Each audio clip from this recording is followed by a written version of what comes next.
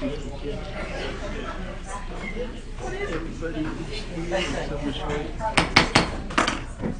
right, we are about to call to order the September 17th regularly scheduled meeting of 2024 for the Sumner County School Board.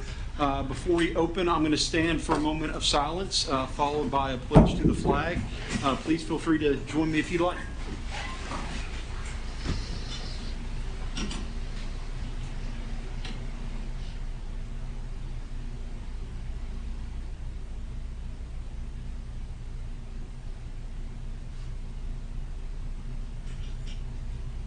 I pledge allegiance to the flag of the United States of America and to the republic for which it stands, one nation, under God, indivisible, with liberty and justice for all.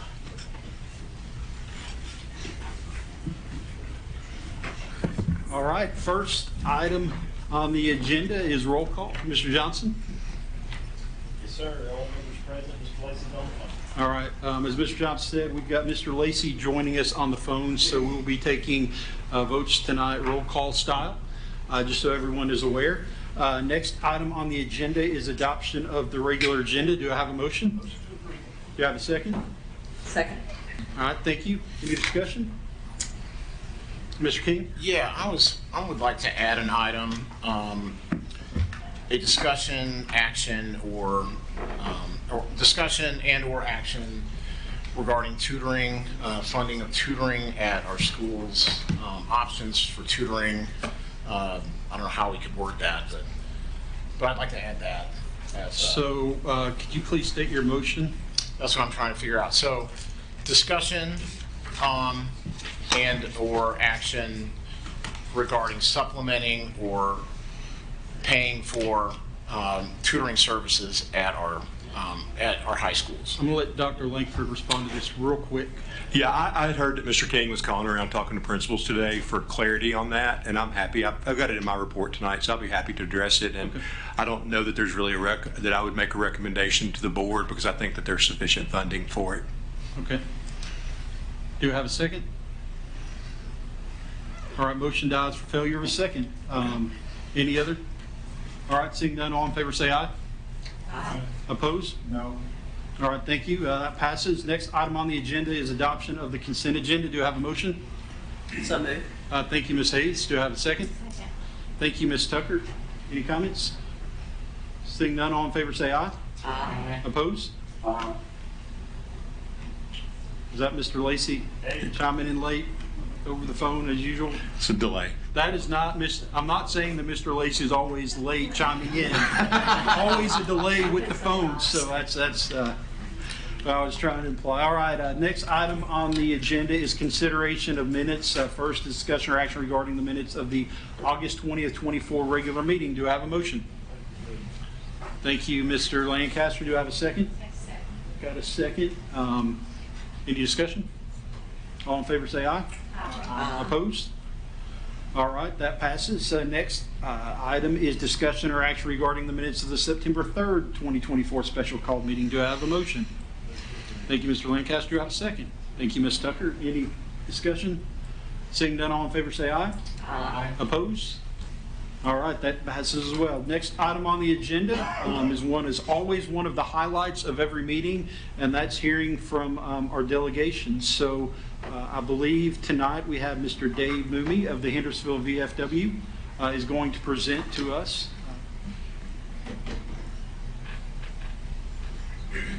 With the Hendersonville VFW. How many years in a row is this that you've joined us? I can't count that high. I can't either. I So lost a lot of that them. many fingers. But we appreciate you. We appreciate you coming out every year to share this with us. So, If I can give a package. absolutely, yes, sir. Would you like for me to hand them out? You can start. Oh, sure. We do have a special guest as well with the VFW, Miss Alice Bachman over there, former board member. Good to see you. Well, good evening. Chairman Daniels, Director Langford, new and returning board members. I want to congratulate Mr. Lancaster for being Mr. Sumner County the other day. So we got a beauty star in our midst, I guess. I mean, that's your I'm Dave Mooney, the Senior Vice Commander down at VFW Post 9851 in Hendersonville. Tonight is Alice Bachman, who needs no introduction to most of you, as she served 8 years, I believe, as a former school board member. I want to thank you for the opportunity to discuss with you tonight 4 youth and education programs that the VFW and our auxiliary do to recognize the students and teachers here in Sumner County. Tonight I'll talk about primarily about the efforts of VFW Post 9851 and our efforts in the Hendersonville area. But these efforts and programs are also available at VFW Post 9806 in Gallatin, which covers the Gallatin, Westmoreland, Portland area, and to VFW Post 2120, which is in the White House Cross Plains region. They all work with schools in their own respective areas. The first program tonight is our Patriots Pen Contest. Oh, there's Mr. John Mikowski from 9806. Our first program is our Patriots Pen Essay tonight for students in middle school. That's grades 6 through 8. Students are asked to write a 300 to 400 word essay expressing their views on an annual patriotic theme. This year's theme, which is selected by the head of the VFW nationally, is My Voice in America's Democracy. The students submit their essays and supporting information via QR code or on a paper copy, which I'll show you what that looks like. You'll find one in the envelope that I provided you, but there's a QR code on that, one for Patriots Pen, one for Voice of Democracy. They scan that, and that's how our youngsters are to submit their entries. They get them, and each post has their own unique thing. And so in the post, in your envelopes, the post that schools that work with 9851 will have the 9851 to 9806 post. Schools will have one that the QR code takes quickly to them. And same for the White Plains folks. If they submit their essay on that to their post, it goes in automatically, and then we have access to those at the end of the term. And overall, each post chooses winners, and then our post winners are moved up to our District 4 level, which is what we belong in, along with some schools from Wilson, Crosdale, and Macon County, or VFW posts, and the schools that they support. And then our District 4 winner is passed up to the state level to be judged. The National VFW for the Patriots Pen Contest wins a $5,000 scholarship, and our post, and I think the other posts, we give prizes for first, second, and third place in the contest. Our next program is the Voice of Democracy competition for our high school students, grades 9 through 12. This is slightly different in that the students have to record their speech or their essay. And so we sit and listen as judges and listen to the essay and follow along on their written copy, and then choose our winners from that. So not only do they have a little bit of the writing challenge, but they have some public speaking challenges to go along with that part of it. The national winner, or our theme this year for the Voice of Democracy is America Today, for our forefathers' vision. The national winner in that contest wins a $35,000 scholarship, and each state winner comes away with at least $1,000, and they prorate it down from 35 to 1. And again, the awards are made at the post, district, and state levels, and then forwarded as appropriate. Several years ago, we had a winner submitted through Post 9851 from Station Camp that won the state level Voice of Democracy contest. I hope that we can find another winner that goes all the way to the state level this year. Our third event is our recognition of the Teacher of the Year, and this is where I really need a lot of school board help. We wouldn't have great essays entered in our Patriots Pen Voice of Democracy if we didn't have fabulous teachers here in Sumner County. My grandchildren have all gone through the school system here, and I once a sophomore attended at University of Tennessee, and one's a sophomore at Hendersonville High right now. And they've all had, I think, a great education. Each school is requested to nominate a teacher, and their entry can be submitted by a fellow teacher, or a school board member, a principal, their family member, their Boy Scout leader, anybody along those lines that would like to nominate somebody is able to do it. It's not just confined to, say, the principal nominating them for that position. And they, again, get judged, and we pick an elementary, middle, and high school teacher of the year from the entries that we get. I have been mailed the entry forms and brochures, which you'll find in your envelope, to all the principals and guidance counselors in the Hendersonville area schools. I've also added the teacher year entry to all the elementary schools in the Hendersonville area. Each VFW post kind of has its own area, so I don't poach on the schools in Gallatin, they don't poach on the ones in Hendersonville. And so my request tonight is to ask you to work with the principals in the schools that you are responsible for in your particular district, and encourage the principals and other teachers perhaps, or PTO presidents or whoever, to submit the names of a teacher so that we have a good variety of teachers to choose from, and so we can get the best one in Sumner County. Now I'd like to introduce Alice Blockman. One of the programs that we have at our auxiliary is a patriotic art contest, and that's run by the auxiliary, and Alice is the president of the auxiliary at VFW Post 9851. We work together on all kinds of different projects, and this is her baby. And I did include in your packet a piece of artwork when you get to look at it. I'm going to steal a little bit of her thunder because I'm real proud. The entry that they had last year won 4th nationally. Okay, so out of 52, well, there's 50 states, and they have Europe and Asia get a vote somewhere in there. And so there's 52, 54 organizations that could submit artworks. Our student, Samuel Preston, finished 4th nationally with this particular drawing, and I've included a copy of that in there. So I've talked too much, I'm going to give it to Alice.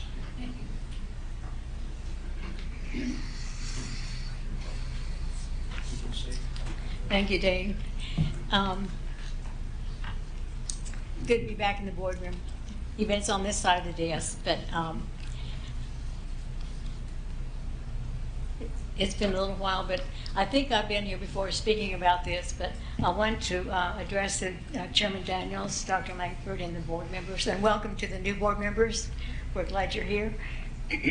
The first one is in the blue folder is the information about the art contest that the auxiliary has sponsored for many years. The original art contest was Illustrating America Art Contest was a two-dimensional, and there's a brochure inside your packet. On the right side of your packet is the information about the high school art contest. And the original one has a $15,000 award, scholarship award.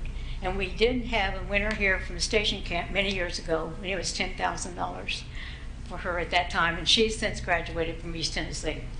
But the brochures break down the award amounts for each place and the contest rules and that kind of thing. And a new portion that we added a couple years ago is this three-dimensional art, which is very unusual. We have never had that before. And I've seen some of the work that's been submitted. It could be wood carving, sculpture, all kinds of things. But so the first place for that is $2,500. But there's some printouts here that will give you the information about the eligibility and the contest rules for each one of those. And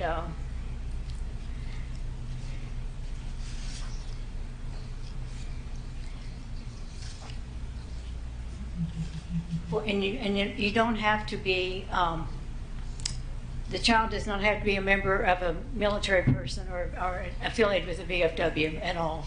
We accept entrance from all students in Sumner County, and I even received entrance from Wilson County last year. So it's open to everyone.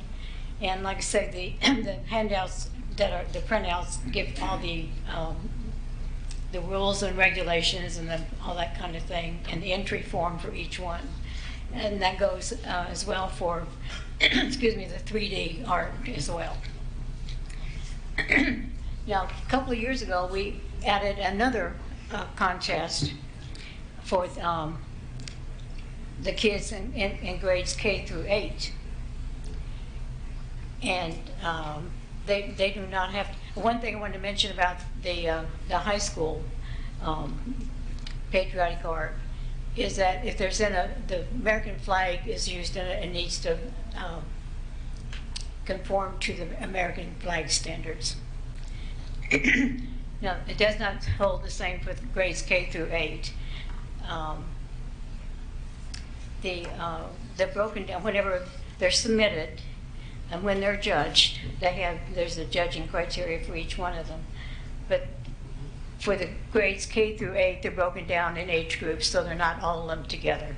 You have awards K through 2, 3 through 5, and 6 through 8. So we have seen some amazing entrance art awards, and the importance of art has been recognized lately, the last few years, whenever we have, within our STEM, we added art, so it's now STEAM, so I think that's a good portion to the children's education system. It's a good way for them to express themselves in another way. But so I think all the information about the artwork is in the handouts and in the brochure. The deadline for all 3 of these contests are on the 31st of March.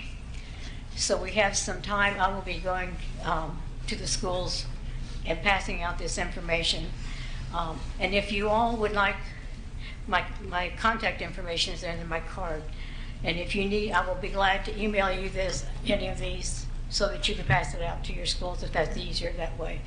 So let me know, just shoot me an email, give me a call. I'll be glad to furnish that information for you. So any questions? It's pretty self-explanatory, but the kids really enjoy entering their artwork, and they're very proud of it. So.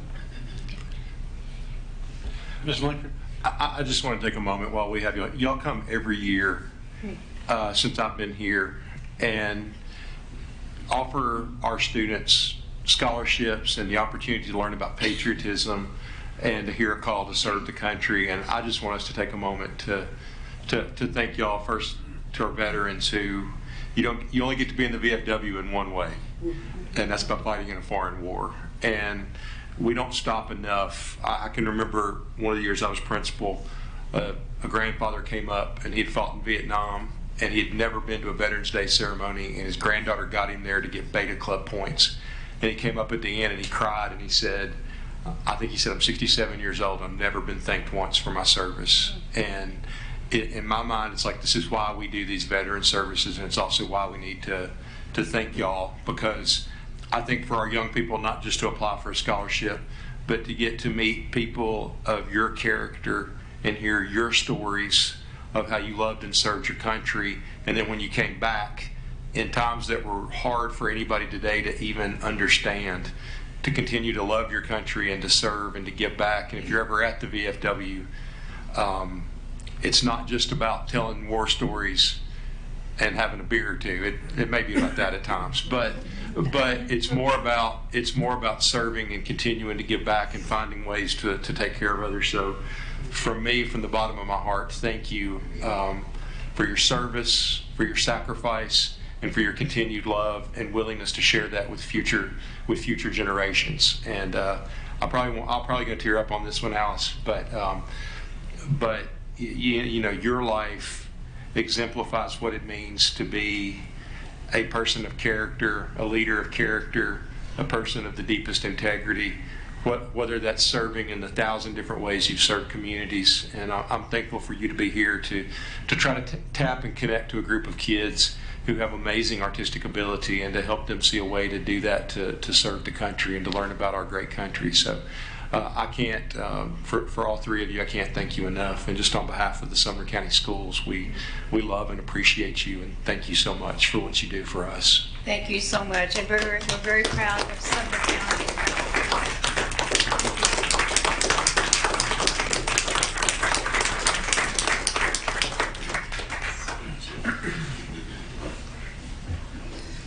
And I'd also point out that I believe, is that flag, was that the one that we had donated, Ms. Buckman? Yes, I donated that flag. Yes, through the VFW. So they do a lot of other things outside of just these contests. Yeah. And I think it's important. We've got a lot of really talented students as well, and it's an opportunity for them, Dr. Langford said, to learn about patriotism. But man, we've got some talented kids. If you've been in our high schools and elementary schools, sometimes the Frisk Center has opportunities to recognize our students through different contests and things. And I'm sure we've got some students out there, if they participated, could walk away with some scholarship dollars. So, Mr. Lancaster? Absolutely, and part of why we exist in the VFW and the auxiliary is to promote patriotism. And we're here for not only for the veterans, but we're here for the children, the students, and our community, and we strive to reach out to you as much as we can. And it's so important for our students to learn. And I think we do a pretty good job here in Sumner County as teaching the kids, like in kindergarten, the Pledge of Allegiance. And you do that every morning. And we've got our flag patrols and that kind of thing. So, and we've had some winners from Sumner County, from local all the way up to national. So we're doing good here, but we can do more. So thank you, Andy, for that. Mr. Lancaster? This was fourth place. I thought it should have been first place, but it was fourth place. Now, we did have a first place winner years and years ago, and I do want to let you know that we have had local and state and federal national winners in all of these contests. We had a Teacher of the Year from Union a few years ago that went to national. So. If they had a stick figure contest when I was in school, I might have had a chance. But Mr. Lancaster? You kind of stole a little bit of what I was going to say, but I do want to take a second to, every back to school time when first football game starts and people start going back to school, the first thing people start noticing is the status of their flag at their school. And I think I got an email or a call from a parent or a grandparent about one at Station Camp, and first person I call or text is Mr. Mooney, and like the next day or two, I was like, reached back out to the principal, and I was like, hey, Mr. Mooney ever get up? Oh, he's already, the flag's there. And so then I made the mistake of reaching out to all of my principals, and I think I may have overwhelmed him with my request. Several schools that need it, but I really do appreciate what he and Ms. Bachman both have done for the schools this year and every year, but with getting them new flags. Even the elementary schools, each has a flag team that goes out and raises the flag every morning, and it's great that we have the VFW to work with. And I also want to ask Mr. Johnson if he would I saw where all these documents are online, if we can put that on Facebook so that people can share it a little bit easier than paper, So appreciate it. Thank you. Charles? That was my question, what's the best way you would suggest to increase participation in this? Outside of Facebook's a great idea to share it broadly, but is there anything you've seen works well? Word of mouth. Word of mouth, yeah. Get out and talk to your principals and your teachers. And this is not only for families. This is for public and private schools, homeschooled children as well. And they just have to submit their entries through our post there in Hendersonville, because we're the only one for the artwork. We're the only one in the state that can accept that. So please contact me. I'll come and get it. Just they can deliver it to me, or we can come and get it from the schools or whatever. We'll do whatever it is, whatever it takes to get these kids involved. Thank you. Okay. If I can add one or two more words, Alan brought up that we provide flags. We will also take your tattered flags and bring them back to the post. So there's a large plastic box near the front porch of our post. And anytime you have a tattered and worn flag, you want to destroy it, bring it to the post. If nobody's there, just drop it in that box and we'll take care of it from that point on. So I just want to thank you again for the opportunity to come here, explain what we do. And the last thing is I'll invite you all to come to the Hendersonville Veterans Day Parade, which is organized mostly by the VFW Post. So it's a good time to come out, see your kids march in the high school band or the Boy Scout troop, or ride on the float from Special Needs Sports Foundation, things like that. We'll all have entries in our parade. It's a really great parade, and invite you all out there. And just one more time say thank you for the opportunity to talk to the school board, and please talk this up amongst all your constituents and schools. Thank you. Thank you very much. Oh, I'm sorry. Yeah, real quick, Mr. Mooney, you want to tell us where is the parade? Where's the best place to go? Yeah, get me on the calendar now. You almost didn't get me there this year. So I work with Wade in his full-time job as a fence coordinator for the Parks Department. He and I have worked to organize the parade, get it set up in the park. Starts down in Drake Street Park and goes down Main Street in Hendersonville on Sunday, November the 10th, the day before Veterans Day this year. I'm not organizing it this year, so it may rain, okay? I've done 10 of them. I was away for one of them, and that day it rained. So. But I've actually turned over the job of organizing the parade to some of you may know, Jeff Oakey, who's the Sumner County Veteran Service Officer, where all our veterans go to help file for their VA claims, get the benefits that they deserve. So, again, appreciate the opportunity to talk to you tonight. Thank you very much. Thank you very much. All right. Next item on the agenda is reports from the director. If you remember from our study session, Dr. Langford kind of laid out a plan to go through a lot of the different departments and an overview of the services that we provide and how our teams continue to support our students and our staff throughout the school year. So I'll turn it over to you, Dr. Langford. Thank you, Mr. Daniels. I'm going to try to go quickly because we've got some great presentations tonight that I'm really excited about. And I want to spend our time there. We have a presentation from Mr. Johnson, from Ms. Skinner, and from Ms. Brown and their teams. And we won't always be this heavy, but we've got some things we need to take action on. And we're in the second month of the school year, and it's good to hear from instruction, to hear a vision there. And we got to vote on our benefits package, and then we got some special things coming out of communications, and I want to hit those and spend the majority of our time there. But I also thought, hearing, reflecting on the feedback from my evaluation, some of the conversation we had at the study session, I want to try to put together, and as we go through the board retreat, I think one of the things might be interesting is what metrics would y'all like for us to track and share with you just where we are. It's sometimes hard because the scale and magnitude of Sumner County Schools it's hard to wrap your mind around. When you think that our buses drive the equivalent of 9 round trips to Disney every day. It's $1.8 million about a day to run Sumner County Schools. There are a lot of staggering statistics. But then what you want to do is not just look at those staggering statistics, but look at the individual students that benefit from the work that we do in those big overall statistics. So I want to run through mine pretty quickly to turn it over to the other groups, but there are some things I wanted to share with you. On here you've got the 20-day report. So what we do is 20-day enrollment is kind of when you got a pretty good idea how many students you're going to have. Right? School districts across the country start at different times.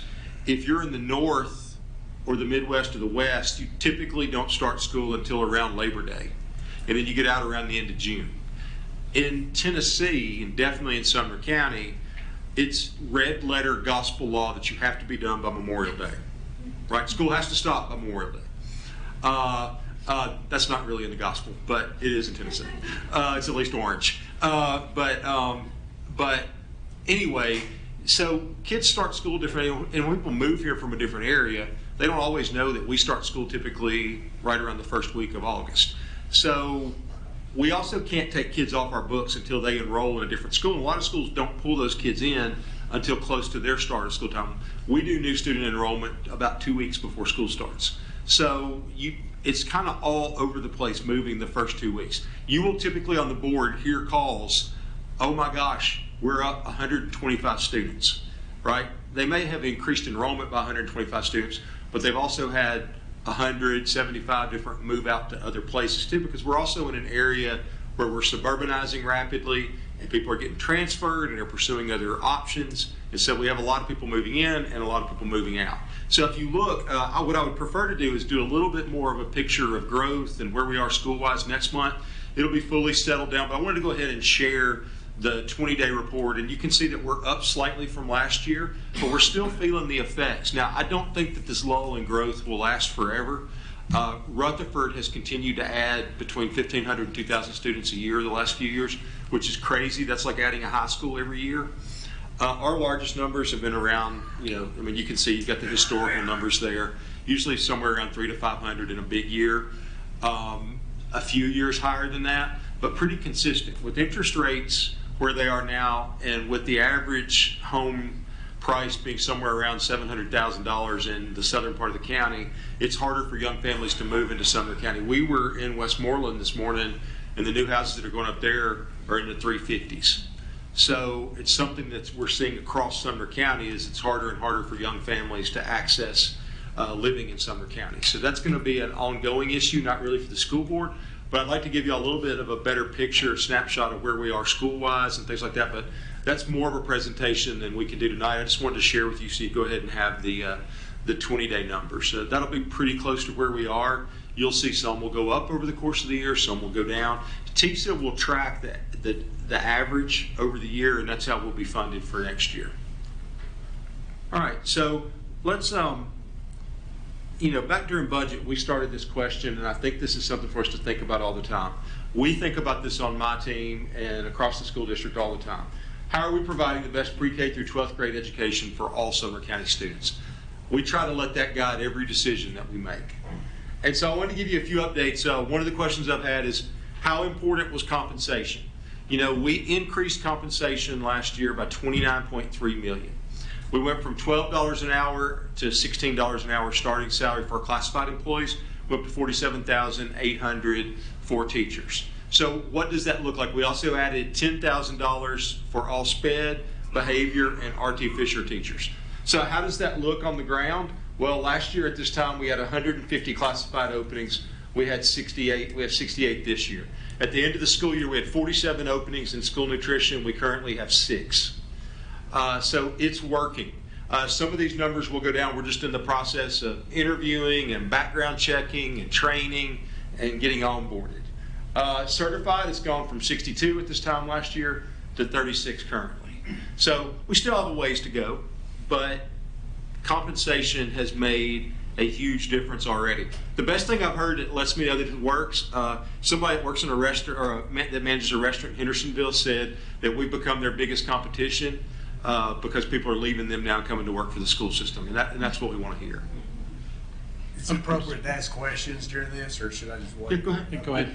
The 68 openings, is that in a certain area, or is it spread out amongst all types of employees? The classified is across all, and I would say we've seen a pretty significant drop in everything. I would say where we've seen the biggest impact is on certified. At this time last year, Ms. Dam, we had 23 SPED openings, and now yeah, we haven't had that in several years. So I think it's, some of the positions, like in some of our like school nutrition, custodial, different things like that, there's going to always, because teachers work on a 1-year contract, so once they're in, they're kind of set. But on some of those positions, they churn a little bit. But what we're hoping we'll see, we don't quite have enough data to speak to it yet, but what we're hoping we'll see is, like last year, Craig, what was it, when you did the compensation report, our turnover rate was like 20-something%. In the high 20s. Yeah, like 20, maybe 28%. So what we're monitoring is we're hoping that our churn rate on turning over, we're hoping our retention is a lot higher in our classified staff, and that's going to be one we're going to monitor. When we get through this initial burst of hiring and things settle down, dust settles a little bit, we'll get y'all a report on how that's looking. We'll have an HR report in January, and we should be able, but yeah, that's a great question, and we do monitor that. Some's cooked in, like there just aren't enough people with CDL licenses that are out there. You know, trucking companies are finding if they pay $115,000, they're still struggling to get people with CDL licenses. We've made a big dip into it, but you know, there's a couple things, like if I was at my daughter's engagement party in Bowling Green and a woman was retiring from Warren County, and she said, I still think I'd like to work a little bit. I was like, I'd like to offer you a job as a school psychologist. And she's like, really? I was like, absolutely. So I came back, told Norma, she's coming in January, be like, we'll always hire school psychologists. We will always hire bus drivers. We will always hire custodians. Because we're going to generally always have openings there. But it's significantly better than it was. But it's pretty, you know, there was a time where it might be harder in some of the more rural areas to fill a position. But honestly, like we were at Bethpage Elementary this morning, and the bulk of their classified staff's been there for 25, 30 years. So it's been like we see more of the custodial churn in where you would kind of expect, Hendersonville, Gallatin, where there are $18 to $25 an hour jobs. I'm a little concerned longer term with Oracle and some of these other businesses coming online where they're moving in out of California, and they're going to say, how much would you like to be a custodian? And they're going to say $45,000, $50,000. They're going to say, done, because they can do that. So we're going to continue. You know, Mr. Ott's working. He's calling together his compensation team now to kind of do like we did last year, Mr. Lancaster. I think you mentioned that at the last meeting, where we can get an idea in January. We may have a little bit of a preliminary presentation in a month or so about some things we can do to help benefit our employees. You'll hear in Ms. Brown's report a little bit later, you'll hear we got some good news for employees that are on our insurance tonight. And, I won't steal her thunder, but I'll go ahead there. I wanted to show, because this was a thing that we did last year, just so if you weren't on the board last year, the state passed a law that gave 6 weeks of paid maternity and paternity leave to all full-time certified employees. We extended it as a board to all full-time certified and classified employees. We get some compensation from the state on the certified side, but we don't on the classified side, but it was the right thing to do. I think that's another thing that we've done that helps us recruit and retain the best employees. And so you can see it went Q2. Remember, we were, this policy took a while to get into place. It took a while for the state to figure out all the back end of it. So Q2 was really when we got rolling with it. And you can see kind of where we are with the reimbursements. And if you talk to our employees, it's been a real blessing for them. We have, for the first time in history of Sumner County, we have dads that are being more a part of nurturing their children in that first 6 weeks or over the course of the first year. They can take intermittent leave for a year and space the days out, which helps young families as well. So it's really, really proud of the work our board did last year to get that across the finish line. All right. I know you can see this on the screen. Sorry, y'all, if you're sitting out in the crowd, there's not a chance you're going to be able to read this. We have a student health activity bus sponsored by Sumner Regional, a few other organizations, but you can see, I'm going to be honest, I know that Gaga Ball is the rage in elementary school. I have no idea what it is, but it sounds fun. It is fun. What's that? Hey, I'm always up for a challenge. As long as it doesn't involve slime, I'm in. Equipment for golf, badminton, spike ball. It's just a way this bus, schools can reserve this bus and they'll take it out there. It's a coordinated school health team. We're really excited about that. It's actually getting the wrap put on it today. And so it'll be out and available. I know it's already been booked by our schools. Can I get the schedule for that? Sure. Yeah, cool, thanks. Lisa Herron, lisa.herron, sumnerschools.org. Student health activity. Oh, I'm sorry, I didn't change the title on this one. Our school health team. We added one of the things we added last year in the budget was a nurse educating position. We've had about 5 kids whose lives have been saved because of the direct action of our nurses and school staff. As a result of some of those, we are now training all of our coaches in CPR, Increasingly, we're getting band directors, we're getting sponsors of after-school clubs. A lot of principals, a lot of teachers want to be trained in CPR and basic first aid. So just in this school year, we've already trained 760 people. We've distributed 50 new AEDs, and we've repurposed 40 as mobile units. And then we had, it was really exciting, about 2 weeks ago, we had 175 HOSA. These are students that are interested in health sciences. They were all up here in their scrubs, and they were training, and they're going to go out and do health screenings at schools across the county. So we're very excited about that. All right, Safe Schools. This is big news. Mr. Lacey, hope you can hear this because he's had several questions over the last year about it. Phase 1 of our window laminate will be completed by the end of September. This includes the exterior glass. It's a huge step in the safety of our children. Site mapping on all schools is complete. So they've been 3D mapped. We have an app that principals will have where they can look at the map of their school. It's got their drill plans. It's got their emergency operation plans. It's all in one place on their phone or iPad. It also allows law enforcement and others that might first responders coming in to have a map of the school. We did a training earlier this year, and it was led by one of the guys that went in at Covenant. And he walked through everything, and one of the things that he talked about in disasters across the country is like I went to White House High School, I taught at White House High School, I was principal at White House High School. I couldn't have told you one room number if my life depended on it. I could tell you who had taught there, I could tell you colloquial names, but one of the things that's happened is the need to be able to have common names and ability for law enforcement to know exactly where they are and where they're going in the event that there's a tragedy. So I'm really thankful for the work that Ms. Brown and her team have done. I also want to highlight, it's easy for us sometimes to just focus on the safety aspects of her job. Those are huge.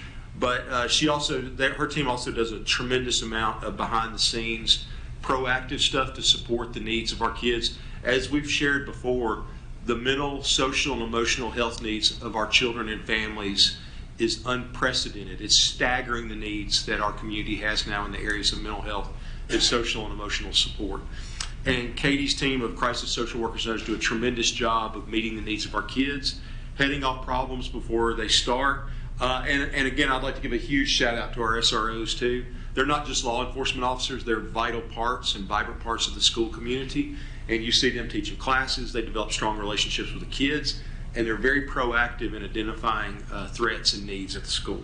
But Katie has a student leadership summit coming up next week.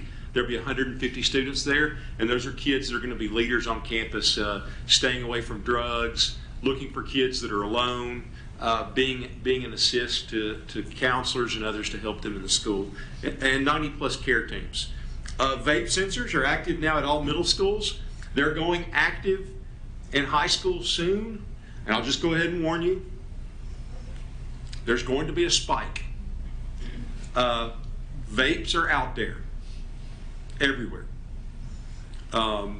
It's so easy for kids to get these vapes, and it's one of the things that keeps me up at night because a lot of our kids will hit a vape handed to them with absolutely no idea what's in it. We are working on every angle to make it as hard as possible to get them into the school, to provide information and education for parents. But as a community, the only way we're going to stop this is as a community, everybody coming together. I've laughed, like vape pods are like $80. I can't remember a month in high school, maybe Christmas or birthday, where I would have had $80. We've got to all work together to address this need because it is ongoing. And we have a lot of kids. My daughter's a senior in college now, and she talks about the number of kids that can't sit through an entire college class without going outside to vape.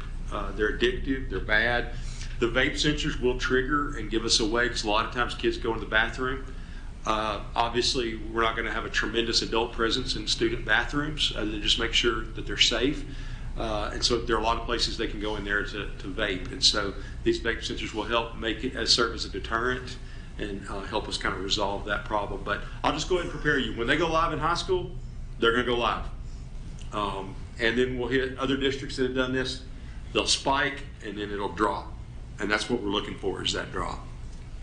Hey, Dr. Langford, one question real quick. I know there was an incident in Georgia a couple weeks ago, and there's a video I believe one of the police officers talked about one of the apps that they used during that event, where they were able to ping teachers or students were able to ping where they heard the gunshots. Do we have something? So I don't know if that's something I don't want to go down that road right now to open the discussion. Yeah, on that's school probably safety, something but- we need to do behind closed doors. Let me hold on to that one. Okay. Thank you. Mr. Yeah, I'll just share that I had emails about that type of system, and I would be way into exploring that. Yeah. Teachers have instant access to report, and I sent an email to you, and Yeah. and Yeah. I would really love to explore that possibility, because that, from what I understand, was a miracle worker in that incident in Georgia. So. Yeah, we're working hard on that, but I'd prefer that we share that Understand. in a closed session. Yeah, and let me say this while we're on that. Thank y'all for bringing that up. Let me talk to you about the biggest thing right now. Okay? About 2 weeks ago, someone made a TikTok video, and it says, something bad may happen tomorrow.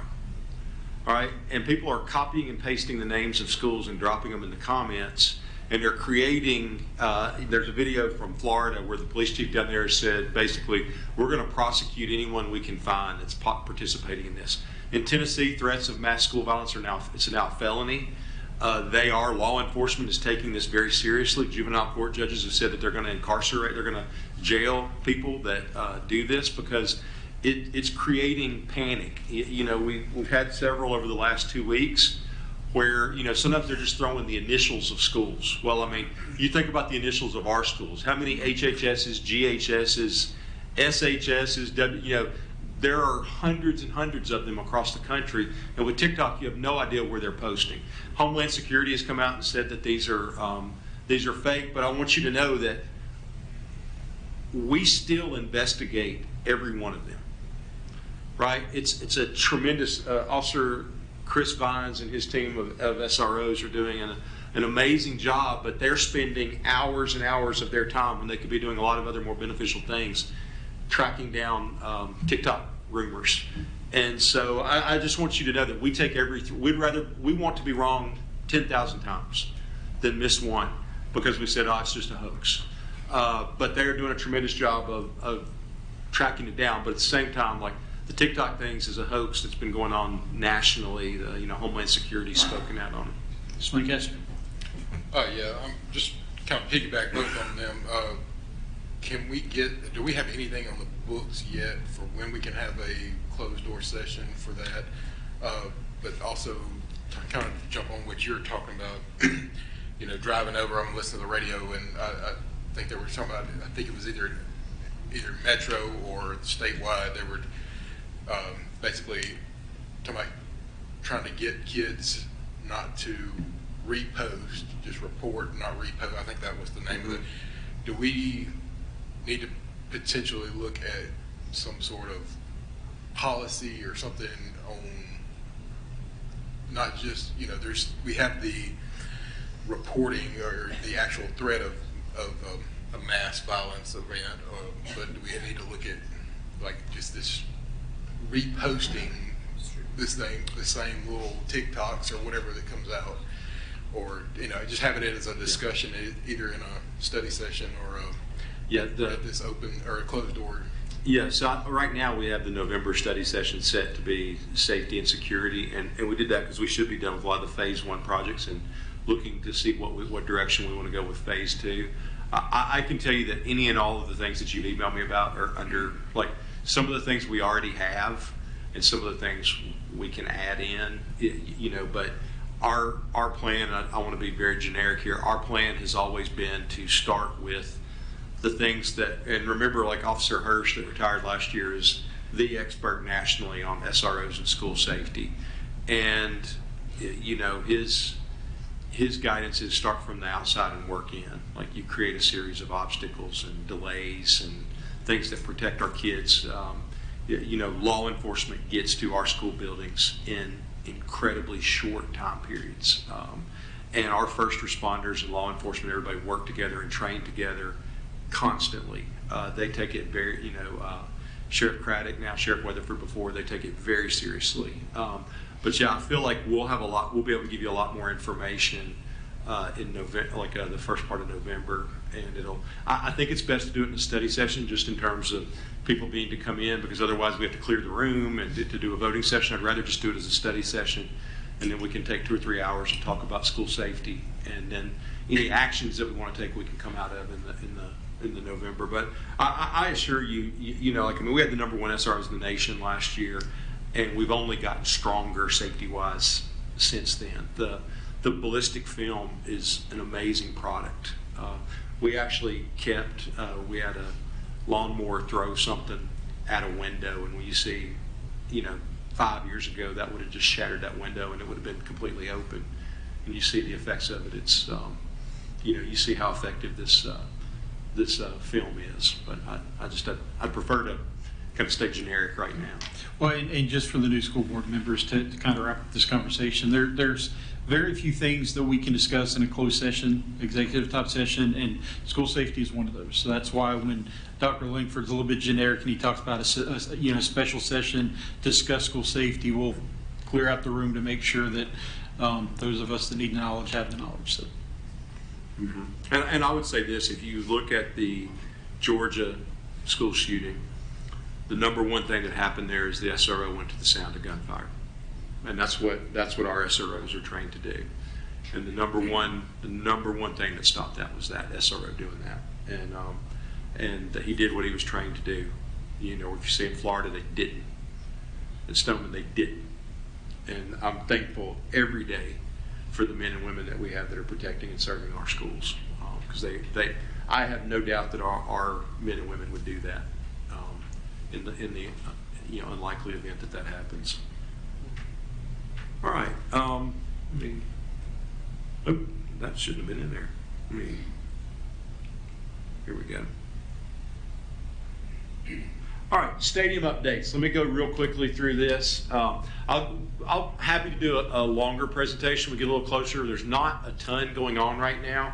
Materials for all 3 sites are ordered. Portland and Hendersonville will be on hold until after the temporary bleachers are removed. There's not enough room to do a lot of the work that needs to be done until after football season or after the last home game. Siltation fencing has been installed at Beach. So if you're driving around Beach, you'll see 2 things. You'll see the siltation fencing has gone in where they're going to be working. You'll also see a lot of other equipment because we had a water leak at Beach that we've now found and clamped off. So water pressure should be restored at Beach tomorrow. Some of that equipment was for the water leak, and they're going to start delivering the earth-moving equipment at Beach High School this week. And so you'll start to see some work back behind the game field. There's a big area back there where there's a lot of dirt work to be done at Beach, and so you'll start to see that. I also want to talk about Beach update. I'm sure you've all seen your emails about Beach and the stadium situation. Let me give you an update. I did not meet with the Beach. With some of the Beach families that had questions the first week when this was raised the week before. Unfortunately, I was unable to. My daughter was getting married, and I had to go to the rehearsal dinner. So I met with them the following Friday. We walked the grounds. I think there was a lot of misunderstanding because the temporary bleachers were originally going to be 15 feet back from the fence. We were going to have to do dirt work and spend more money just to put temporary bleachers up. We chose not to spend that money and just put the temporary bleachers right up on the fence, and it allows us to do a little more work to get ahead on the Beach project ahead of time. But I think there was some feeling that that's where the permanent stadium was going to go. There's been a lot of talk, if you've read your emails, about 15 feet and 32 feet. Okay, there's 32 feet from the outer part of the sideline on the field turf where it's painted to where the new bleachers will start. There's 15 feet from where the fence will be currently to the start of the new bleachers. What we are doing now, I'm meeting with an engineer this week on Wednesday or Thursday. I'm in communication with the design team. Where we are right now, we've had so much information put out on social media. I want to make sure that we're giving good information. Obviously, we can't make a decision that slows down or delays the project, or we won't have bleachers at Beach High School next year. And some of the options would cost astronomical amounts of money, but we need to know what that is. I can't give you a figure now because I don't know. But I don't want to speak any opportunities or options out until we know that. But understand, like, the majority of the work that's going to take place right now is behind the visitor side at Beach High School. Like, we've got time to look for and find a solution, but it's, as I've told everybody that I've met with or talked to, it's not going to be something that gets turned around in a week or two. It's going to take time because we need to speak correctly to what's there. You know, fences on a drawing are easy to move. That's an easy correction. Moving stadiums is much more difficult to do. So we've got to just weigh out and see what the best options are and see if we can't find an option that really reflects and celebrates all of our student athletes while at the same time allowing us to move on. And I would like to say this, you know, we sought a tremendous amount of community input on each of these stadium projects. And we worked very publicly on these projects for about 6-7 months before they went to bid, maybe 8 months. And I'm thankful for the work that's been done. And I want to say, because I think one of the things that bothers me about what's transpired at Beach is it's kind of pitted parents against parents. And I got to say from the start, everybody that I've talked to at Beach on every side of this wants the very best for Beach High School. They want a solution where everybody can see their children participate and compete and enjoy Friday Night Lights. And I'd like for us, you know, just in terms of, you know, how we communicate and everything, to remember that first, these are kids and parents that are very excited to see the work that their kids do, but also to remember that, you know, like, I'll just say this, Mr. Powell and Coach Crabtree and Miss Utley have done everything in their power to support everyone. They have advocated. There are extra rental bleachers at Beach and Hendersonville right now, primarily because the Beach parents and a couple of Hendersonville parents asked and said, hey, we really need another section of bleachers. We were able to do that because they asked for it. You know, and I just want to emphasize that, like, let's be careful, because I can tell you that Mr. Powell has a tough job. Miss Utley has a tough job. Coach Crabtree has a tough job. The cheer coach has a tough job. The dance coach has a tough job. They're all wanting what's best for their kids, and I've had nothing but really positive interactions with all of them. And I've had positive interactions with all the parents. It's just like sitting down and finding something that's truthful and accurate that we can share to get to the best solution. And I'll be happy to bring those to you as we can. Mr. King? Yeah, so it's been said that I've shared misinformation, and that is not true. I shared information that the Beach parents, cheer parents, shared with me, and their research and what they found, and they shared that with me, and I went through and looked at it myself. That's what I shared. I didn't give out any misinformation. You said that I did not. It's not misinformation. It's just information. Okay, and so that is, and like you said, the same thing you said. There's 32 feet. There's 15 feet to a fence. There's a 6-foot wall. The girls are going to have to stand back 10 feet to be seen. That leaves very little room with a fence behind them. And like you said, a fence could be moved. That's great. And I hope there's some solutions we can find. But I just want to point out that I am not sharing misinformation. I just want to make that clear. If I'm sharing misinformation, I'm getting it directly from cheer parents. And if it's me sharing, if that's misinformation, then that's on them too. But I don't believe it is. And I think they're doing a very thorough job of investigating, you know, the design. I mean, they're looking at the blueprints. They're looking at everything. And they're doing a very thorough job at seeing where the design needs improvement. Secondly, I don't doubt that people have done a great job, but cheer was not consulted, dance was not consulted, band was not consulted on any of the designs, and you know, that's unfortunate. And you know, to me, I think they should have been included. Friday Night Lights is not just about football, right? It's about the whole package. It's about the whole experience. And I know they feel a little bit let down that they were not included. Now I hope going forward they are. It sounds like great. They're going to be included. You're meeting with them. I think that's a great thing. I hope we can find solutions.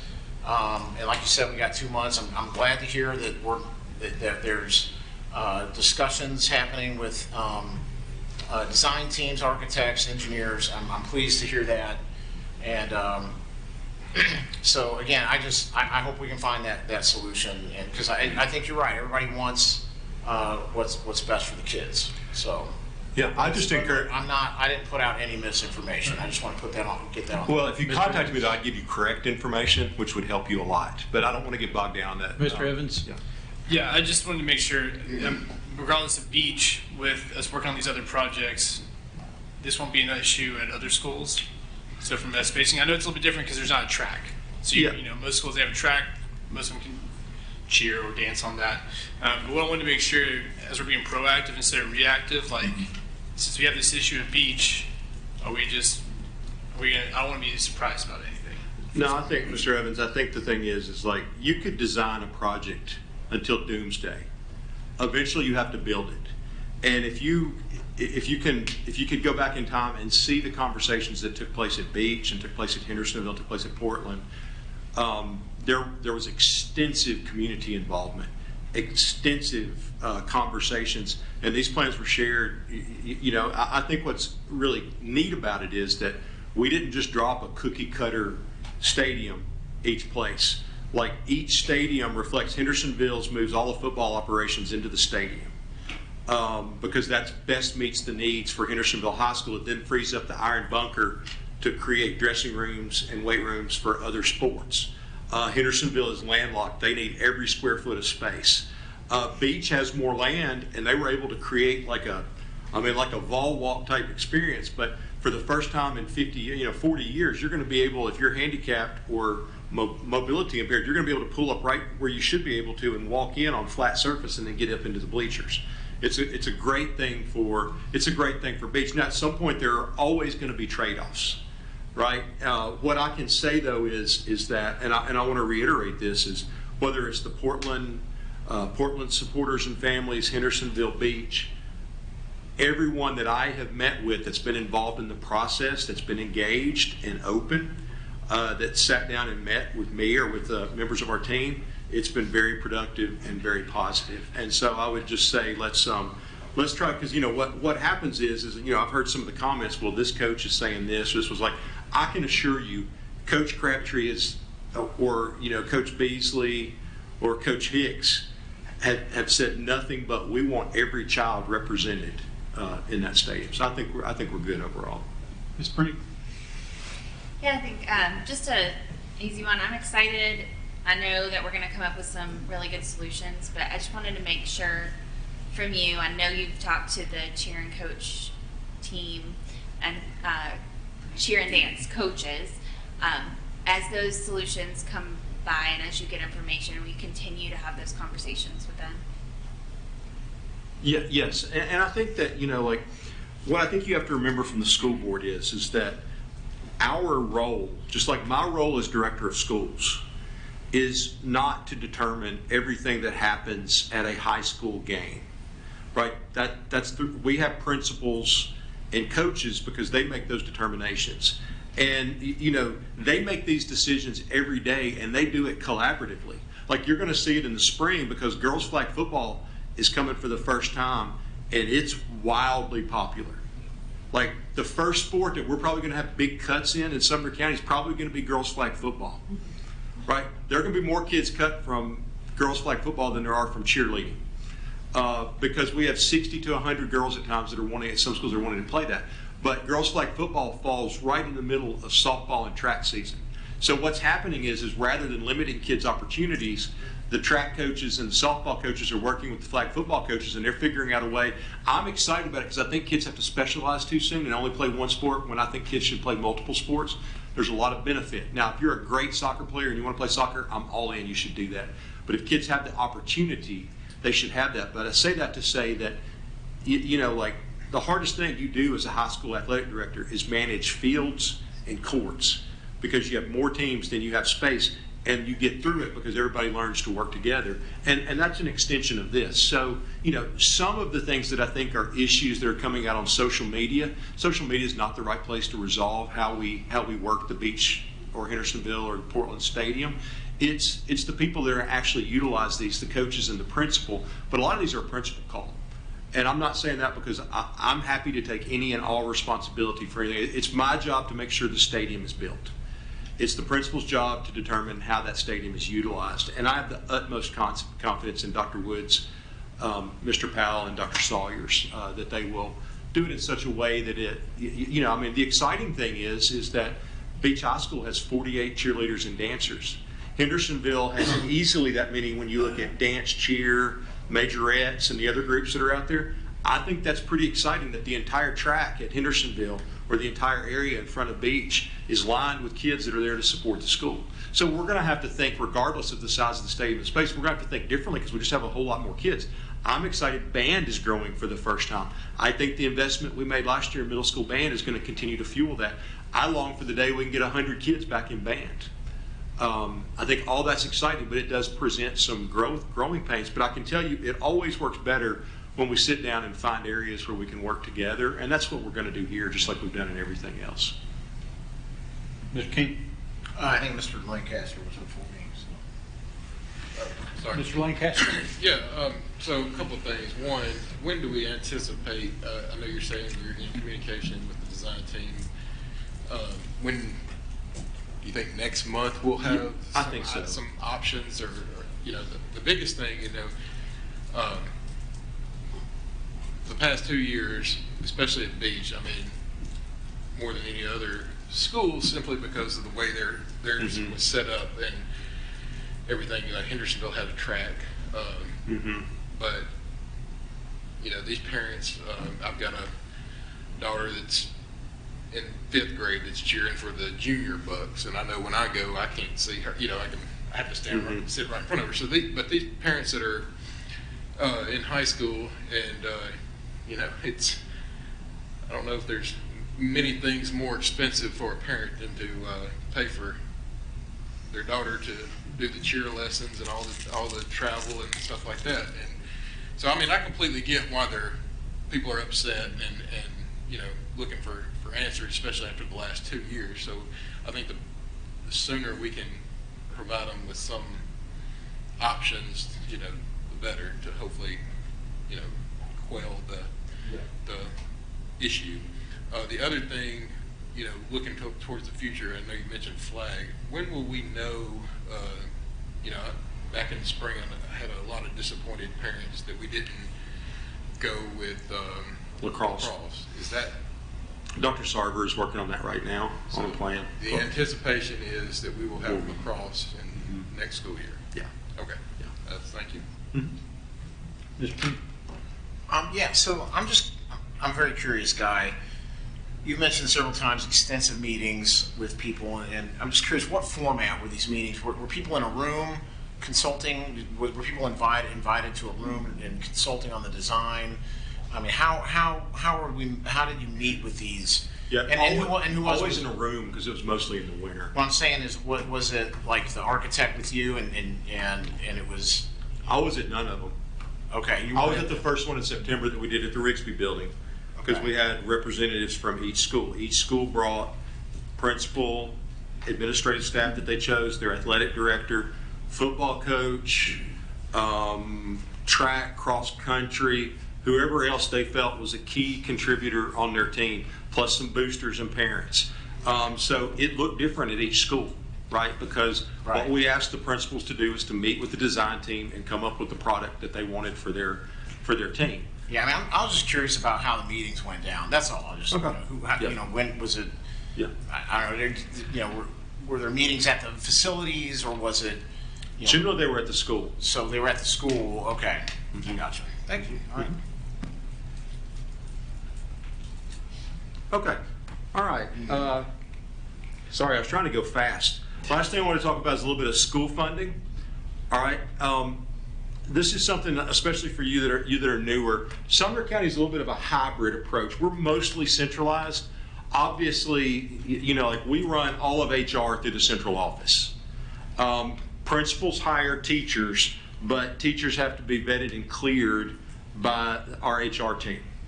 Okay, purchasing is schools have autonomy to make purchases, but things that make sense we purchase at the district, right? Like cleaning supplies we buy at the district, buses we buy at the district, furniture we buy at the district because we get a lot of savings by buying at scale. We used to run school supplies K-8 at the school, and you know, the 4th hour you spent looking for 2 chartreuse folders and an orange, you know, glue stick. I guess all glue sticks are orange, but it was hard and it was expensive for parents. So we took advantage of COVID relief money and bought school supplies the last few years. That'll be a decision we'll have to make as a school board because it wasn't in this year's budget as presented. We're going to try to look to find money to be able to do that. I'll have a little bit more information on that a little bit later when we can see, you know, where our money comes in. And but anyway, those are the kind of things that make sense to buy at scale. All right. We also believe that schools know best what they want. Like, for instance, I'll give you an example. You know, when most of us were in high school, we dissected frogs. We still dissect frogs, but we also dissect owl pellets, cats, sharks, all kinds of stuff. And some of it depends on what the teacher's teaching, what their preference is, what their experiences are. We want to empower them to make those choices. So what you'll see, if I go to the next slide, you'll see this is historically what we have given to the schools. So you can see in 2012-13, we gave $15.30 per student to each school in instructional money. We now give $75 per student to a school. You can see middle school and high school band down there on the bottom, but we give an allocation to schools for them to spend in these different areas. So each school gets $50 per student per year for an instructional allocation. Now, they can do a lot of things. So when I was a principal, 2014 to 2018, I had to buy a lot of technology out of that. We have a district device fund too, but we were tech poor at White House, and we had to buy sometimes $60,000, $70,000 out of our allocation of technology to get caught up. All right, schools no longer have to do that because grades 6 through 12 were one-to-one with iPads. During COVID, we bought every teacher a laptop, and then we bought them an iPad since then. So we're very technology rich now. We've taken that lift off of especially our middle and high schools. And a lot of our elementaries have already been strong. We put 5 iPads in each elementary classroom a couple years ago. So we have centralized a lot of the purchasing of things that I would have had to purchase when I was a principal. All right, and that's a great thing for the school. It's given them the freedom to be able to address more student needs and more teacher-specific needs. I can tell you as a principal, I said no once to a teacher in 4 years. They wanted hardback copies of To Kill a Mockingbird that were $22 a book, and paperback copies were $4. I was like, let's just buy paperbacks and give them to the kids. They can write in them, they can mark them up. The only reason I said no is I just thought there was a better solution. So our schools have a good bit of instructional money, and that is the determination of the principal for how to use that. So let me talk a little bit about tutoring. So the last couple years, we had a lot of work to do for remediation because of COVID and kids being out of school and stuff like that. And one of the areas that we could use and we had to use funds for was tutoring, after-school programs, different things like that, other interventions. And so we ran that out of ESSER the last couple of years. We are now out of ESSER dollars, okay? We're still spending them off, but the burn rate is we're just about done. At the end of September, we're done. Yeah. Yeah, we're done. So, you know, like you'll hear some of this because the state still requires tutoring in elementary school. All right, we've moved tutoring in elementary school during the school day and shifted some of the intervention schedules around to meet that need. It actually works out better for kids because you're not dependent on the bus or transportation to be able to get tutoring. It makes it more accessible for all kids. High school is a little different because of the way the bell schedules are and extracurricular activities and things like that. A lot of high schools, like I always had it when I was a high school principal, had teachers available in the morning or after school to come in for tutoring or help. What we have clarified that we haven't always done in the past is they can use school funds. So you can't use your school instructional dollars to pay for one child to do something because they're given for money for benefit all students. But if you offer the service to all students, you can do that. So for instance, you couldn't do this in elementary school because the way the state laws are written, it's pinpointed for specific students based on their test scores and risk and need for intervention. So this is not an option for elementary school use of allocation funds. But in high school, you can have a before-after school tutoring lab in any subject open it up to all students, and you can use this money. You can do an ACT boot camp. Our schools are all over the place in how they do this because they tailor them based on the needs of their students. So for instance, some schools you'll see will do 3 Saturdays before the ACT. Some will do a series of classes after school. Some will do some stuff before school. That's totally up to the principals as the instructional leaders of their building. They can use tutoring, and I mean, they can use their instructional funds to cover this. We've calculated on average to run what most of our high schools are doing. It's around $5,000 or $6,000 per school. I think Mr. Duffer, we had a strategic planning meeting with him last week, and he shared, I think his was in between $5,000 and $6,000. And you know, and the answer is that that's a great use of your instructional funds. So you know, like since that was the scenario, just pulling up their numbers, Westmoreland has $45,000 in instructional funds available right now. $26,000 especially that they could use for tutoring. So what my suggestion would be is let's just monitor it. Obviously, if a school is running out of instructional dollars at the end of the year and we see that it's being used for tutoring and other things like that, we can move money as a board and address those needs. But I would prefer, you know, I'll just give you a classic case study of what happens at a budget meeting. My first year as principal, I was terrified that I was going to spend all the money and run out in May, and I did not want to be the first principal in the history of Sumner County to run out of money. So I spent nothing. Most of my first, I know this is hard for Amanda to believe. I came to my budget meeting, and Amanda Brown gave me a lesson in school finance that I remember to this day. She said, we have allocated these dollars to your school for you to spend to enrich the educational experience of your kids, and we want you to spend it. And we're going to replenish it next year. We want you to spend it next year too, and we're going to do it the next year. Now, I don't think she was prepared that I went back and spent $60,000 the next day, but it trained me to know that this money's given for us to benefit the kids, because that's why the taxpayers have given it to us, and it's why the school board has approved the budget, is for us to be able to run tutoring and to buy sharks and frogs and science supplies and computers and everything else. But we're really in pretty good shape on instructional, but we will continue to monitor. I'll be happy if you have a question. We'll be happy to share that information with you. But the money is there. Mr. King.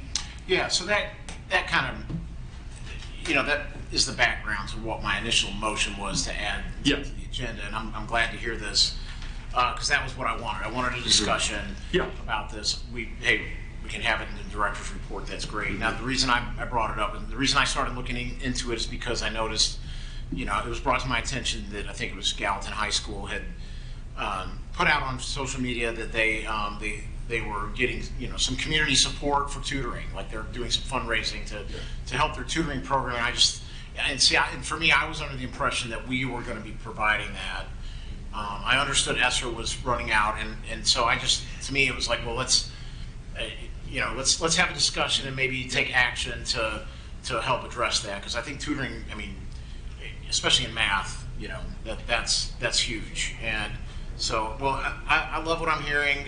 If they can get by with using that instructional money, what is that, the 402 account? Is that what that is? So I hope they're not going to need it for other things, but if we're monitoring it, and you know, I have faith that that's what's going to happen. I appreciate that. Thank you. Thank you.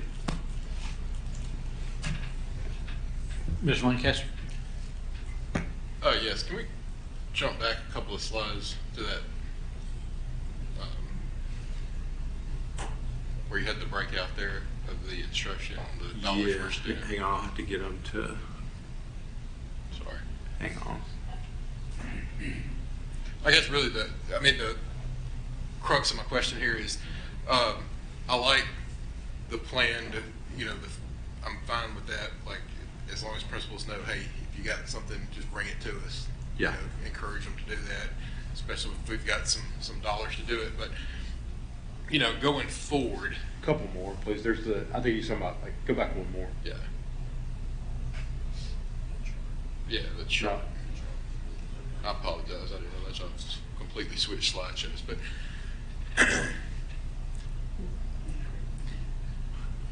just in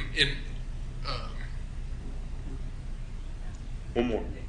There you go. you know, in my head, going forward, what I would like us to maybe consider or think about as a goal or as a you know, is, hey, let's you know, figure, like, for high schools, do we need to budget some tutoring, some ACT prep right in here, you know, not so it has a line.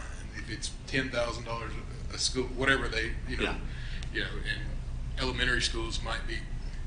I think it's a little, you know, is this basically every, you know, K through 12 by building? Every school receives this. I think that there's certain things. We've done this for quite a while. We've talked about, you know, here's the dilemma you get into when you budget, is if we get too prescriptive from here, we limit what principals can do, because once we put that budget, you know, if it's in that 402 line, they can spend it on a bunch of different stuff. Right. It gives them the maximum amount of flexibility. What we need to investigate is Yeah, and I'm not necessarily talking about taking anything out of any of these Yeah. lines. I'm just talking about potentially adding a new line for, Yeah. specifically for tutoring for high school and for like elementary, middle. You know, a big thing that's always on my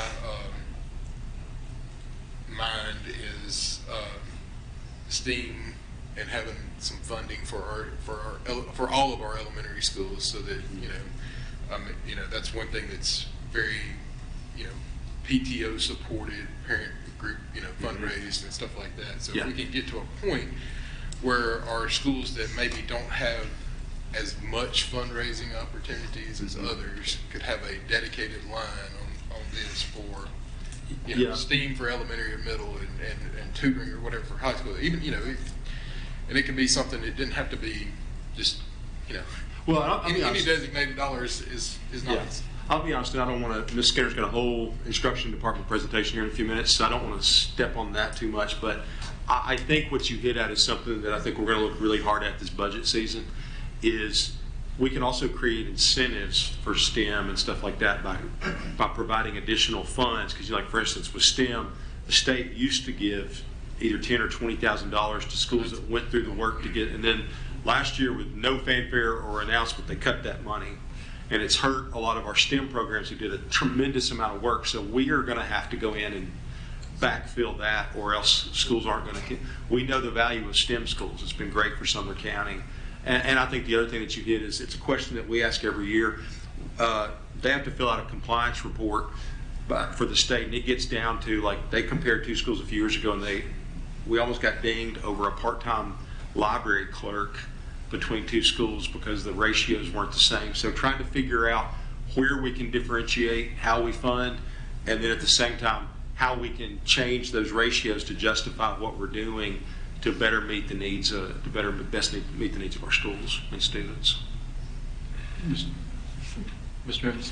Yeah, I was just going to say, especially with STEM and STEAM, like at Burris, I interviewed 5 fifth graders yesterday for their ambassador program, and all 5 of them, their favorite thing about their school was their STEM program. Mm-hmm. So obviously for these younger children, I hope that every school gets that opportunity. I'm glad Burris has that, but I hope all the others will eventually have the same scale of what they've got. And that's not always a reality, but I hope that we can look at this very seriously, because it's only growing. I mean, you go to the store now and you go to look at toys, it's no longer, there's still electronics, don't get me wrong, but there's way more STEM-based toys. So I just see it growing at a younger age into our elementary schools. Yeah. Mr. King? I was just going to ask, I'm just curious, before ESSER, how did we pay for tutoring? Like, what was the model? I mean, Like, can we remember before ESSER? there wasn't a tremendous amount. Like, we had, like, as a high school principal, I had an English lab and a math lab, and I had money to pay somebody like 1 hour a day in each of those, and then sometimes we had money for credit recovery, but then we switched that to inside the day because you couldn't get kids to come. They didn't have the opportunity to come before or after school. It was better to do it during the day. So there was a small pot, but it wasn't anything real substantial. All right, I think we're ready for Mr. Johnson. But let me, as they're coming up, sorry, I wanted to take a moment as they come up just to introduce them.